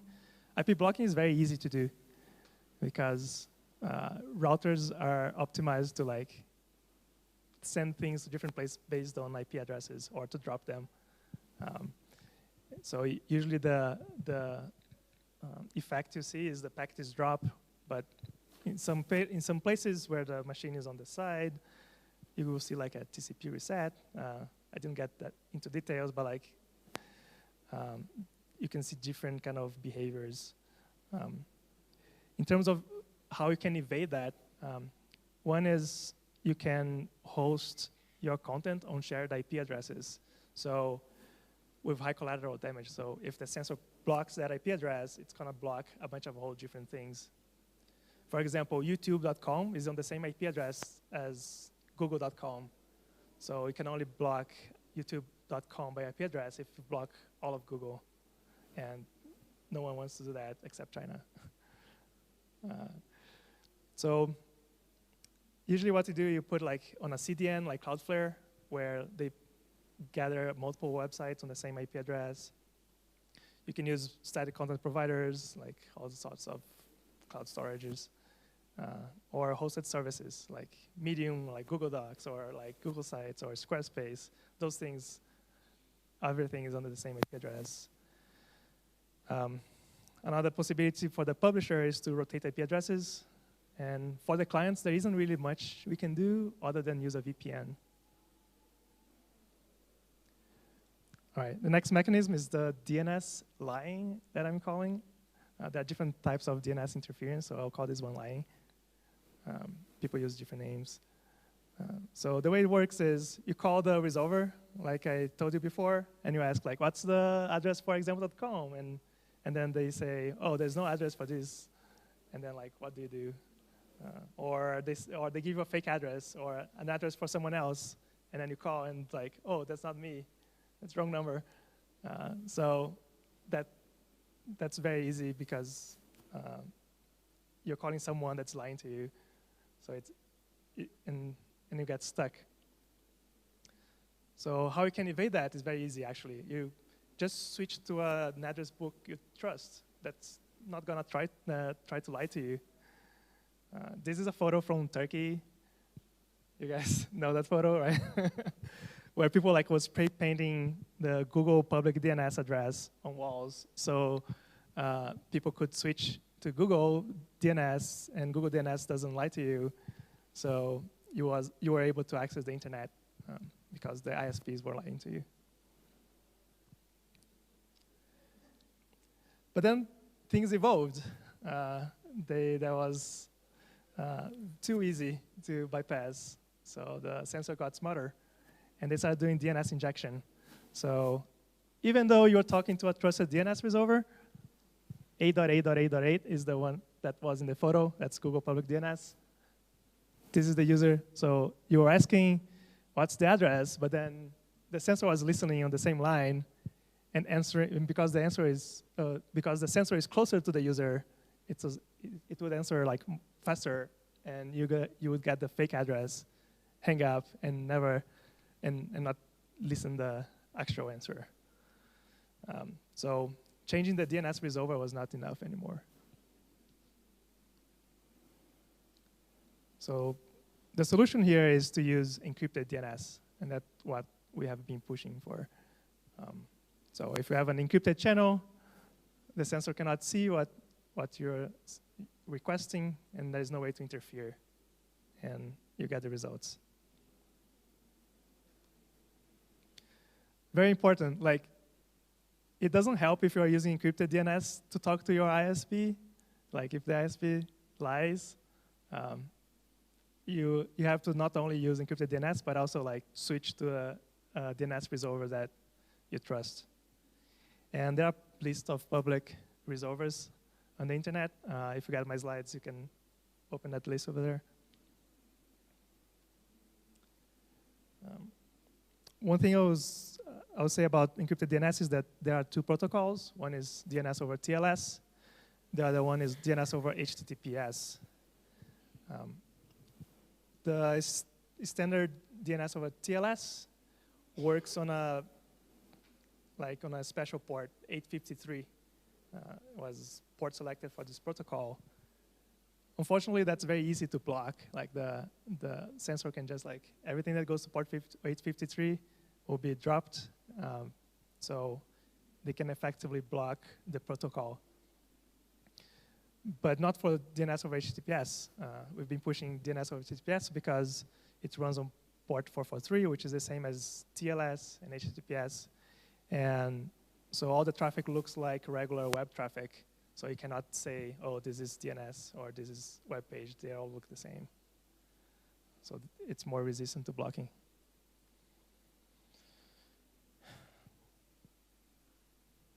Another way to implement censorship is HTTP blocking. It's actually very straightforward because HTTP by default is plain text. It's not encrypted. So the censor just sees the requests and oh, I don't like this, and then we'll send an error or a block page or just drop the request and let it time out. Though this has been used a lot because it allows you to do very fine-grained censorship. Like you could block a specific page on Wikipedia or a specific account on Twitter. So there was effectively no collateral damage to block something. But the evasion is easy. Like the publisher just needs to publish their content on an HTTPS URL, and the client uses the HTTPS URL. So, and HTTPS has been used more and more. If you don't use encryption, you're screwed. There's no way. You need encryption if you want to protect yourself against censorship. All right, so people migrated to HTTPS, and then the censor got unhappy, and they developed more technology to block that. So as I told you, a TLS connection or HTTPS connection is like a letter, and even though you cannot see the content, you can still see the address that you're talking to, both the IP address and the domain name. And then based on that, the censor decides, oh, I don't like this domain, and then block your connection. There are a few techniques that can help you with that. One of them is the client hello split, which is something we use in Intra. Usually you need like an app that implements that. Publishers had the option of doing domain fronting, but that kind of like disappeared because the big cloud providers kind of partially disabled that. You can still do some domain fronting in some contexts, like you can access YouTube via google.com. But that's not really a standard way, it's more of a hack. But there's a standard coming up, which is called Encrypted Dns. Unfortunately, we don't really have good mechanisms to evade that yet. However, there's a high political and economical cost of doing that, so that's a disincentive for censors to do that. So hopefully they will migrate to more fine-grained mechanisms if they have the technology. So this slide is, and I think this is a good example for Africa because, like, you also have a number of other very repressive regimes in Africa, and people don't pay attention to some of those countries. If something happens to, like, in China, in Iran, in Russia, like, everybody talks about it. But in some countries like Turkmenistan and probably like a bunch of African countries, people will not notice. So how do we make sure that we notice so we can react? So I'm going to go over like a timeline in Turkmenistan. They used to do only DNS blocking, which is easy to do. And then in January, VPNs were blocked. And the blocking was actually very sophisticated. And a bunch of tools don't work there. Like even like Tor doesn't work there. And even Siphon, which is quite advanced in terms of bypassing censorship, was also not working. They got blocked, and then they changed the protocol, and then like a week later, they got blocked again, which also indicates that someone was actively working against them, which was very surprising. It's like, does Turkmenistan have that technology? Is someone helping them? I don't know. So fortunately, Intra and Outline are more blocking resistant, and so they saw like a significant growth after January.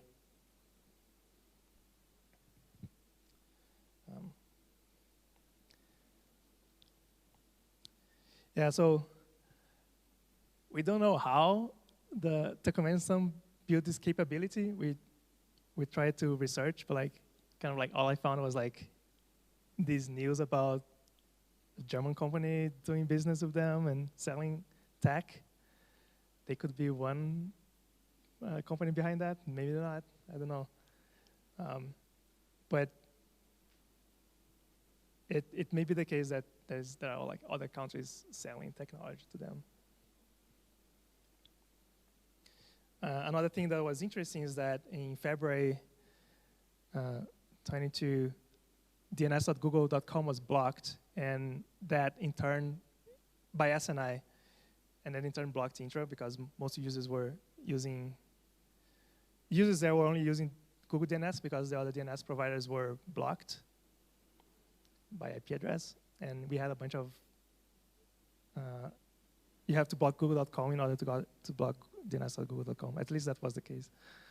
And the weird thing here is that, so this chart is like connectivity to dns.google.com from Intra users, and then a bunch of accounts is dropped at the same time. It's like, what's going on there? And it's countries like Turkmenistan, but also like, and UAE, but also like Hong Kong, Netherlands, UK, yes, Canada. So that's kind of evidence that they are sharing some infrastructure somehow. And it's hard to tell what. I did find at some point that dns.google.com was added to a list of proxy and anonymizers in a Cisco product. That's the link I have there. And so maybe they are just sharing a category list and they block like proxies, but it was added to a proxy list. Maybe not. It's also hard to tell, but like this is what we saw. Maybe someone can investigate. This chart shows the impact of censorship in Turkmenistan. Red is intra-users, and the 0 is actually a little bit above the base there. The blue line is YouTube traffic from the Google Transparency Report. And the number of, the amount of YouTube traffic actually follows the number of intra-users very closely, which is an indication that like people will really like access information if you give access to it. Also, it also shows that censorship has a huge impact. Like we're growing, and then like once it was blocked, YouTube also like dropped like our app did. And also, yeah, here like YouTube is actually seeing like over 4 times more traffic now that people are using Intra. Intra is actually quite successful. We have over, I don't know, 300,000 users in such a small country. It's like, I don't know, over 20% of the internet users in Turkmenistan are using Intra in a 28-day period.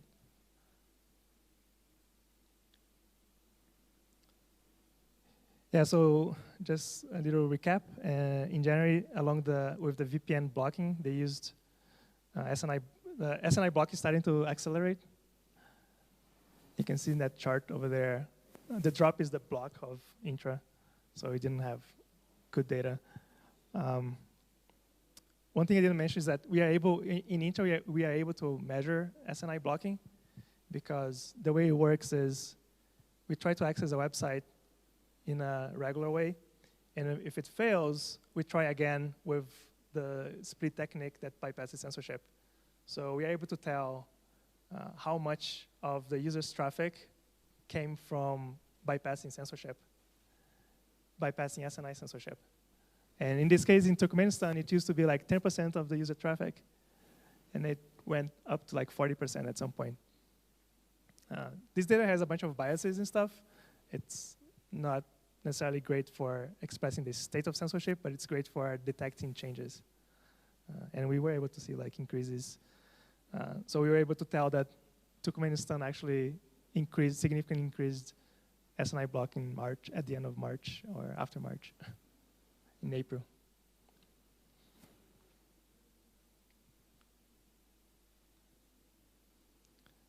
All right, I'm gonna move on to Venezuela. So in this chart here is number of IP addresses that were blocked for different domains, Google domains, in Venezuela. And green is YouTube. So you can see exactly when YouTube was blocked in Venezuela. So in January, we saw a bunch of instances of YouTube being blocked during like the Guaido speeches. In January 23rd, it's this cross-domain blocking. Apparently, they did IP blocking instead of SNI blocking.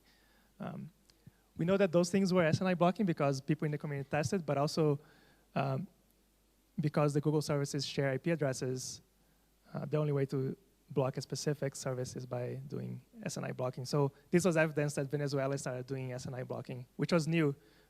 Back in 2018, Venezuela only did DNS blocking. So this was new. when we launched the intro, we actually used Venezuela as a test case. We worked with people there to validate the app, and it did bypass DNS censorship there. But then they added SNI censorship for some services, and we reacted by adding SNI protection to Intra. One interesting thing is that I didn't see DNS blocking of YouTube. In our internal logs, we can tell whether it's DNS blocking or request blocking. We use this thing called network error logging, or NEL, which is technology that Google built to track the internal services, but it's a public standard, and there are other implementations out there now. I really recommend that for people that want to track their websites. And you'll be able to see things like this. Another country that started using SNI blocking is South Korea. South Korea is an interesting one because it's usually considered free, but they always did some censorship, especially like gambling and other things, but they block porn, but people bypass it easily with DNS by changing the DNS resolver. But this year, and we can pinpoint exactly when it happened. It was around February 13. They started doing SNI blocking, and that was something new, and there was some reaction in the press and Twitter and stuff like that. They're still doing it, but kind of the point here is that we are able to see when that changes, and I think that can be very valuable. Yeah, so while there was like a lot of reaction about South Korea in the press and so on, like there may be cases in Africa where people are not talking about it, but if we're able to monitor it, then we can talk about it.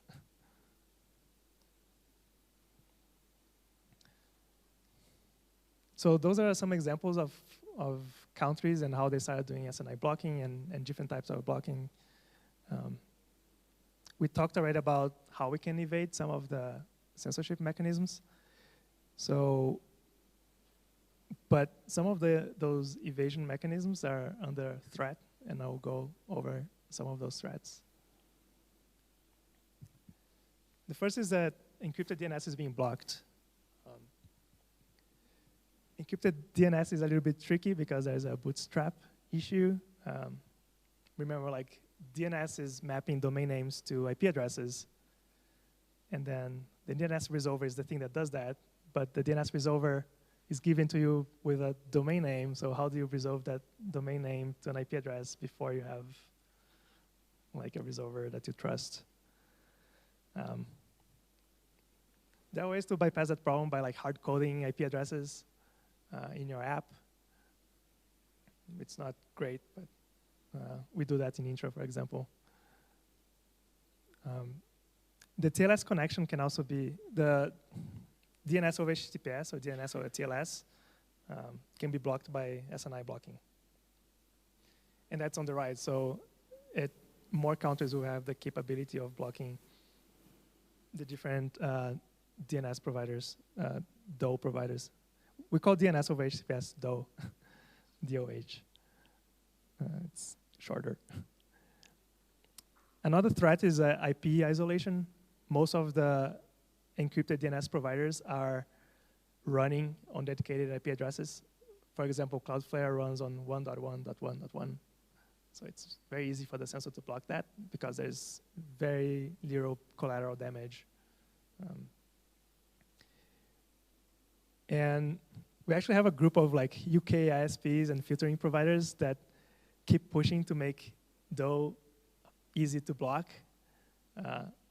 And we really need to push back as a community because that's a threat. They're not only pushing like to make it easy, they're pushing in different ways. Like they want mechanisms to disable DOH, or they want the providers to run on isolated IPs. What we need is like more providers running on shared IPs and not have mechanisms to disable DOH. There is a bit of a controversy on on DNS over HTTPS, Mozilla added it to Firefox, and they were like forcing users that enable it to use Cloudflare. And then like there's a lot of disinformation, misinformation around the topic saying that DOE means centralization, but it's not true. Like the DOE is the protocol. In Chrome, like DNS over HTTPS is being added in a way that it respects the user's choice. So if you're using Cloudflare as the resolver, it would just upgrade to the protocol and still talk to Cloudflare. Or if you're talking to ASP and your ASP supports DNS over HTTPS, it's just upgrade the protocol. So this can be done. And so when you see arguments about centralization, that's not the protocol.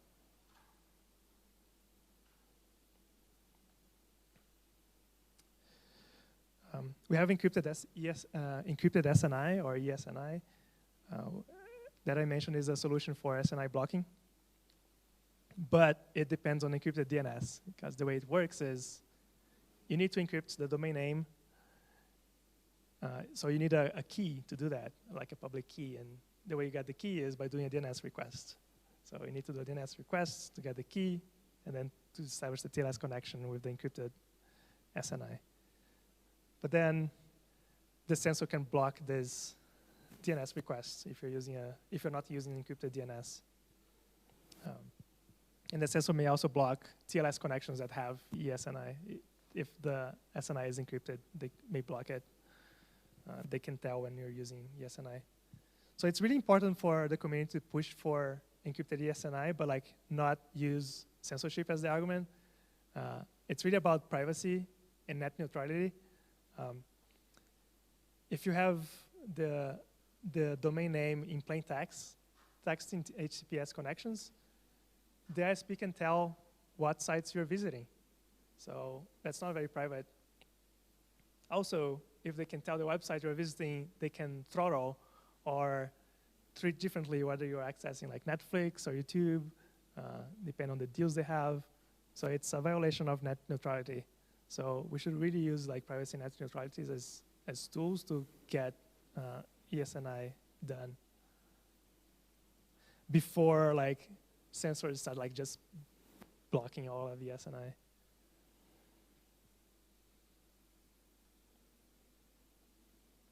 Let's see. 3.6. Okay. I have a whole section about measuring online censorship. Let me get some water first.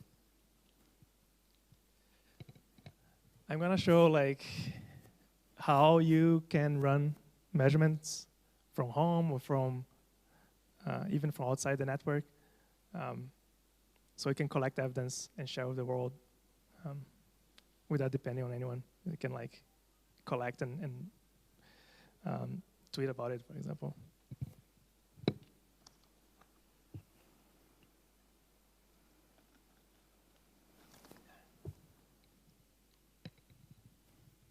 All right, so if you're doing your measurements, the first thing you want to do is to make sure you are in the right network.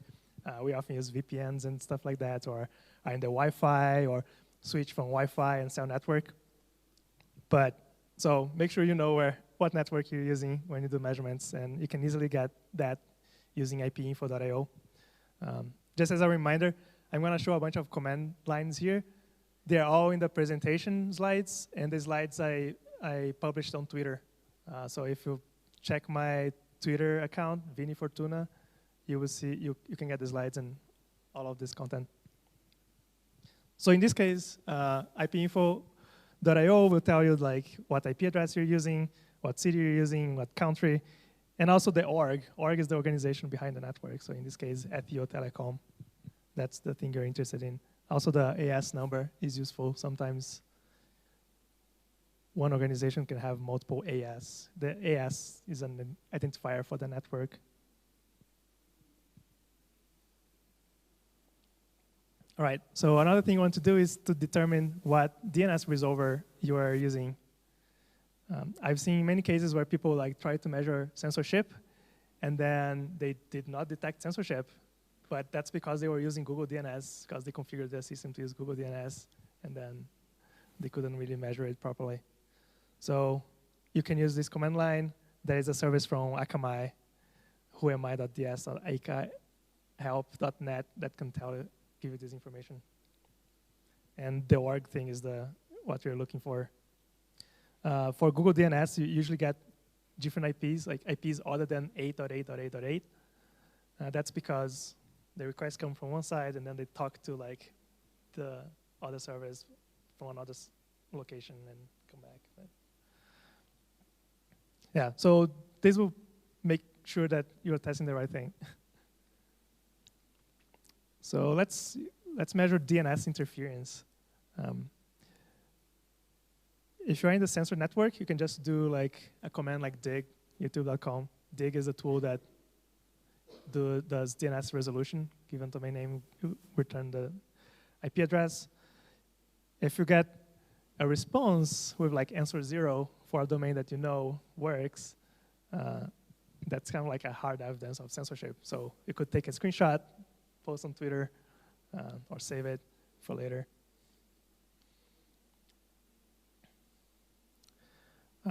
Well, when you don't have an answer that's clear censorship, but like quite often they will return an IP address, like a fake IP address. So like in this case, it says like no error, there's one answer, but then there's like, in this case, 00 is obvious, but it may not be obvious. So you need to validate that IP address. And I'll talk about validating the IP address later. One way to determine if it's whether it's a DNS lying or if it's like injection is to query Google. So just do dig and query 8.8.8.8. And if you don't get an answer, or if you like answer 0, that's a response that was injected because you know that Google will return the address for YouTube. So yeah, if the result when querying Google is bad, that means the censor is injecting responses. If the result's good, then probably your resolver is lying to you. And you can collect more evidence using Wireshark or TCP dump. This is just like a command line example to restrict what packets you capture, but that can be useful too.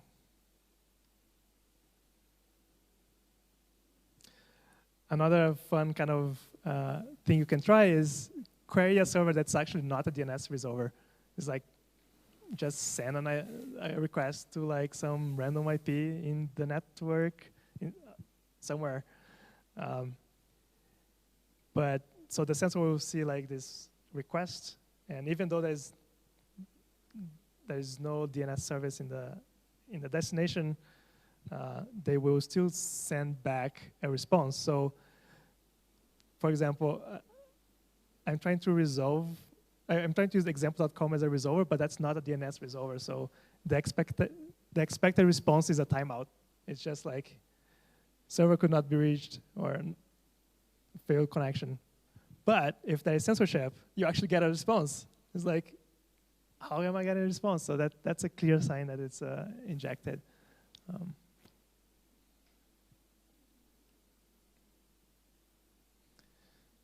So those were ways of measuring DNS censorship from inside the network, but you can also measure from outside the network. At least DNS injection we can. And the way you do that is you find an IP address in the network of interest. For example, Egypt Telecom, right? You may get like the ISP website, for example, and then you use that as the target, as the DNS resolver. So you're sending a DNS query to the network being tested, and then if there's injection, you'll see the response. Even like from outside the network, that works. And you can find IP addresses in networks using URL scan or census.io. It's usually a good idea to send 2 requests, one to establish a baseline for a site that's not blocked, and then one for the domain you're testing, and then you compare the results. Here's an example of how you can do that in the first example, I'm testing example.com and google.com, and I'm using parse online. That's an ISP in Iran. So I'm testing if google.com is blocked in Iran by DNS injection. And both the response for example.com test and google.com were the same, which was like failed to connect. So that means they're not, the google.com is not blocked. But telegram.org is blocked in Iran.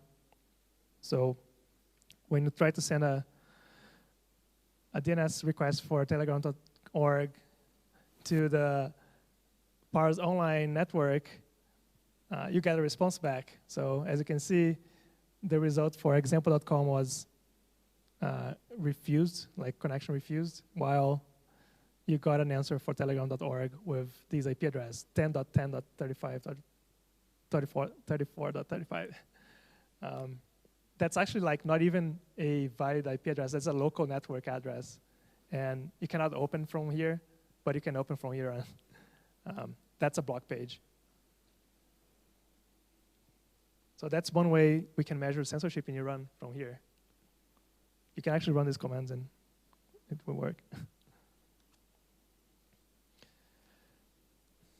Oh yeah, when you pick a server, like in this case, I'm picking www.parseonline.com. Usually I just like go ISPs in country and then find some countries and find the name of a big ISP and then search for the ISP and then just pick the website. Yeah, in this case, www.parseonline.com, like it didn't have the .ir top level domain, so I wanted to check too. It doesn't always mean that it's in the country if you have the top level domain of the country, but I use IP info again and it tells me it's in Iran and it's in the Parse Online network. Usually the ISP will have their website on their own network.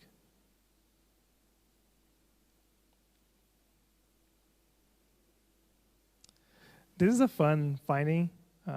It's mostly for tool developers because the users cannot really play with this without a tool. If you change the case of the domain name you're testing, it actually bypasses censorship. They have like a very fixed pattern. It's probably like cheaper equipment, right? So if people start like playing with the case of the domains, like the tools start playing with the case of the domains, will bypass censorship. And you will force the censor to acquire more expensive equipment that can actually like check the different cases. This doesn't work everywhere. Some countries actually have better equipment. But it works in Iran and Turkmenistan. Oh yeah. I told you that when you do a DNS query, if you get an IP address, you want to validate if that's a valid, you want to validate the IP address. One thing you can do is go to ipinfo.io/IP address, and it gives you information about the IP address. It usually looks like this. But for things like localhost or link local addresses or like local network addresses, it will return bogon true. So those are addresses that are not like globally routed. So that's one thing, one test you can do. Like if you get bogon true, is it means the IP address is invalid. It's like censorship. Another way to validate IP addresses for a given domain is to try to establish a TLS connection or HTTPS connection. And this example actually works from any uncensored network. You don't need to be in the test network. You're just like validating if a given IP address is valid for a domain name. So you can use curl and use like, in this case, in the first example, we are testing if 8.8.8.8 is a valid IP address for example.com. And the answer is no. That's like the Google DNS IP address. So you can use connect to in curl to tell connect to this IP address, but then it's going to try to establish a connection to the domain example.com. So you're going to get a certificate error because the Google IP address will not give you a example.com certificate. But if you try to connect to dns.google.com, it's going to succeed, and you get like the web page. So this proves that that IP address belongs to that domain name.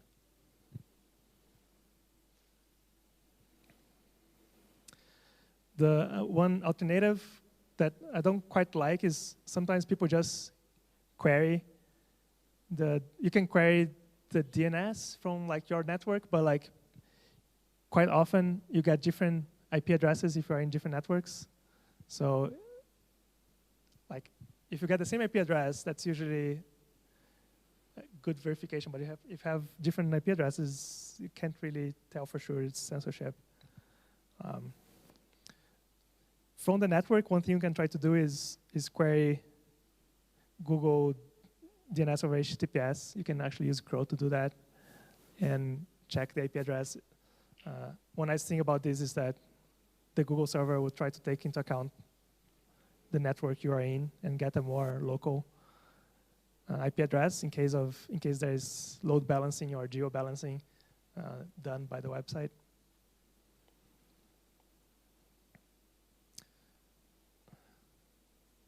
Let's see. You can also measure HTTP blocking in a similar way. It's a good idea to compare with a baseline. I always use the example.com. Usually, like, you can connect to an HTTP server in the network of interest and try different domains. Usually, you'll get like a block page for censored domains or some sort of error, so you can see that. Yeah, I feel like I'm going a little fast over this, but this is all in the slide, so you can go back to this and look with more slowly. This is an example. Oh, this is for SNI blocking. You can measure SNI blocking too. Again, by this example works right now. Egypt is blocking alhura.com. And it's similar, like you connect to a host, a machine in the network of interest, and you try censored site and non-censored site, look at the responses. This was another finding. If you change the case of the domain in the SNI, you can also bypass censorship in some places. So one thing I would like to propose here is, like, if you guys go back to your place and try some of these techniques, it'd be cool if you could try those and see what websites are blocked on the different networks. It can be on your home network, or you can test in other networks too, and then post on Twitter with hashtag measured censorship, see how many we can get.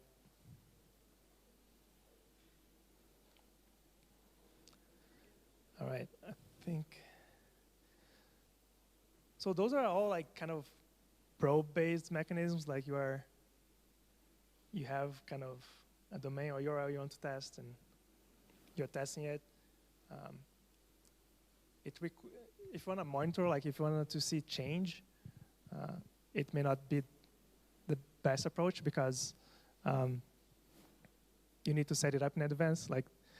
There are things like usage metrics and probes,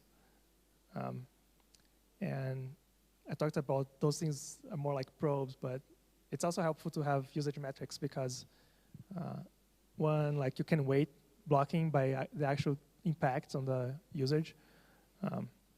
When you're doing probes, you're testing YouTube.com, but that's not telling you how much users YouTube has, right? Or how much traffic that generates. And usage can usually reflect throttling too, because when there's throttling, it reduces usage. And the nice thing is that it can capture unexpected events. With probes, you usually need to set it up in advance. Oh, I think this site's going to go down, and then have to set up the probe. And if you don't have a probe, when the event happens, you miss it. So usage metrics can be useful to find gaps in the probes. One example of usage metrics is Google Transparency Report. This chart is clickable if you go there. This is the shutdown in Sudan. We didn't actually have any probes in Sudan checking connectivity, but we have Google traffic and Google web search traffic in this case. And it's very clear that there was an internet shutdown just by looking at the web search traffic. So that can be a very useful tool. And if you're using probes, you can tell things like 3 out of 5 networks or 1 out of 5 networks is blocked, but you don't know if that network represents 80% of the traffic, 20% of the traffic. But with usage, it's very clear that pretty much all the traffic was gone. I mentioned to you network error logging. I recommend you look into it and at your site, because it will tell you when your site gets blocked and where and by what mechanism. In intro, we have SNI monitoring. We can see, as I told you, like there are all sorts of biases, because like some users in some places will only use intra to access blocked content, for example, or in specific networks like at work. So the numbers may be biased, but like if there's a big change, that's usually a sign of actually like censorship change, and that can trigger then manual measurements.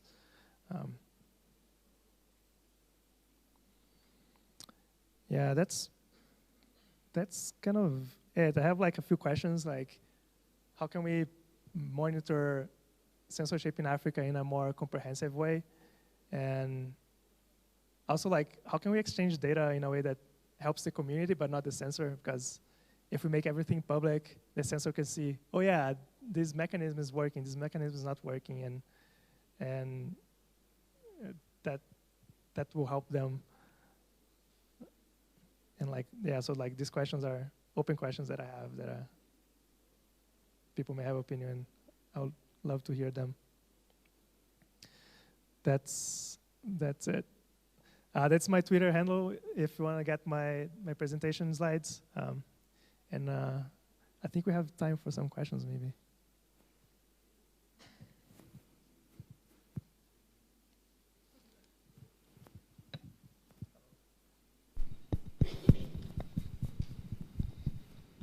Hello, I have a basic question just about the type of mechanism. In my country, we do have, if you visit certain sexual or political or religion different, you will get redirected to one page, an HTML page with a sign of a stop. You can access this website. What type of mechanism here? Is it DNS or?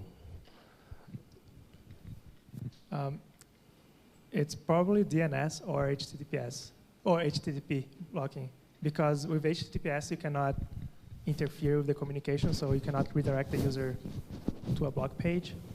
But with DNS and HTTP, you can. So it's usually HTTP blocking.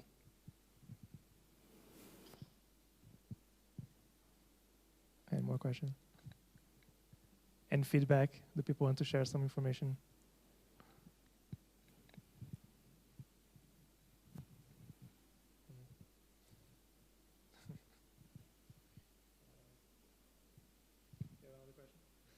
All right.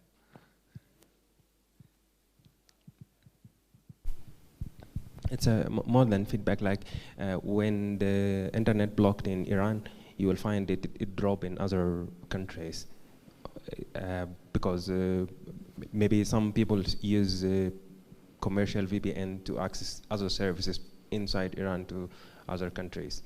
Like if you have a VPN commercial and you use a VPN in UK and the internet shut down, you can access that VPN. So it will show in the result that some people in UK blocked, but those people are not in UK. That's people in Iran using VPN server in UK. Yeah, but yeah, I see what you mean. Like some people are accessing Google from Sudan, maybe, or from another country, but via VPN. But usually that traffic is small, and it wouldn't show up in the chart for UK, for example. We want to it would be more useful if we broke down the traffic by network. So you could tell oh yeah, this traffic is from a VPN, this traffic is from an actual ISP. But we don't really have that.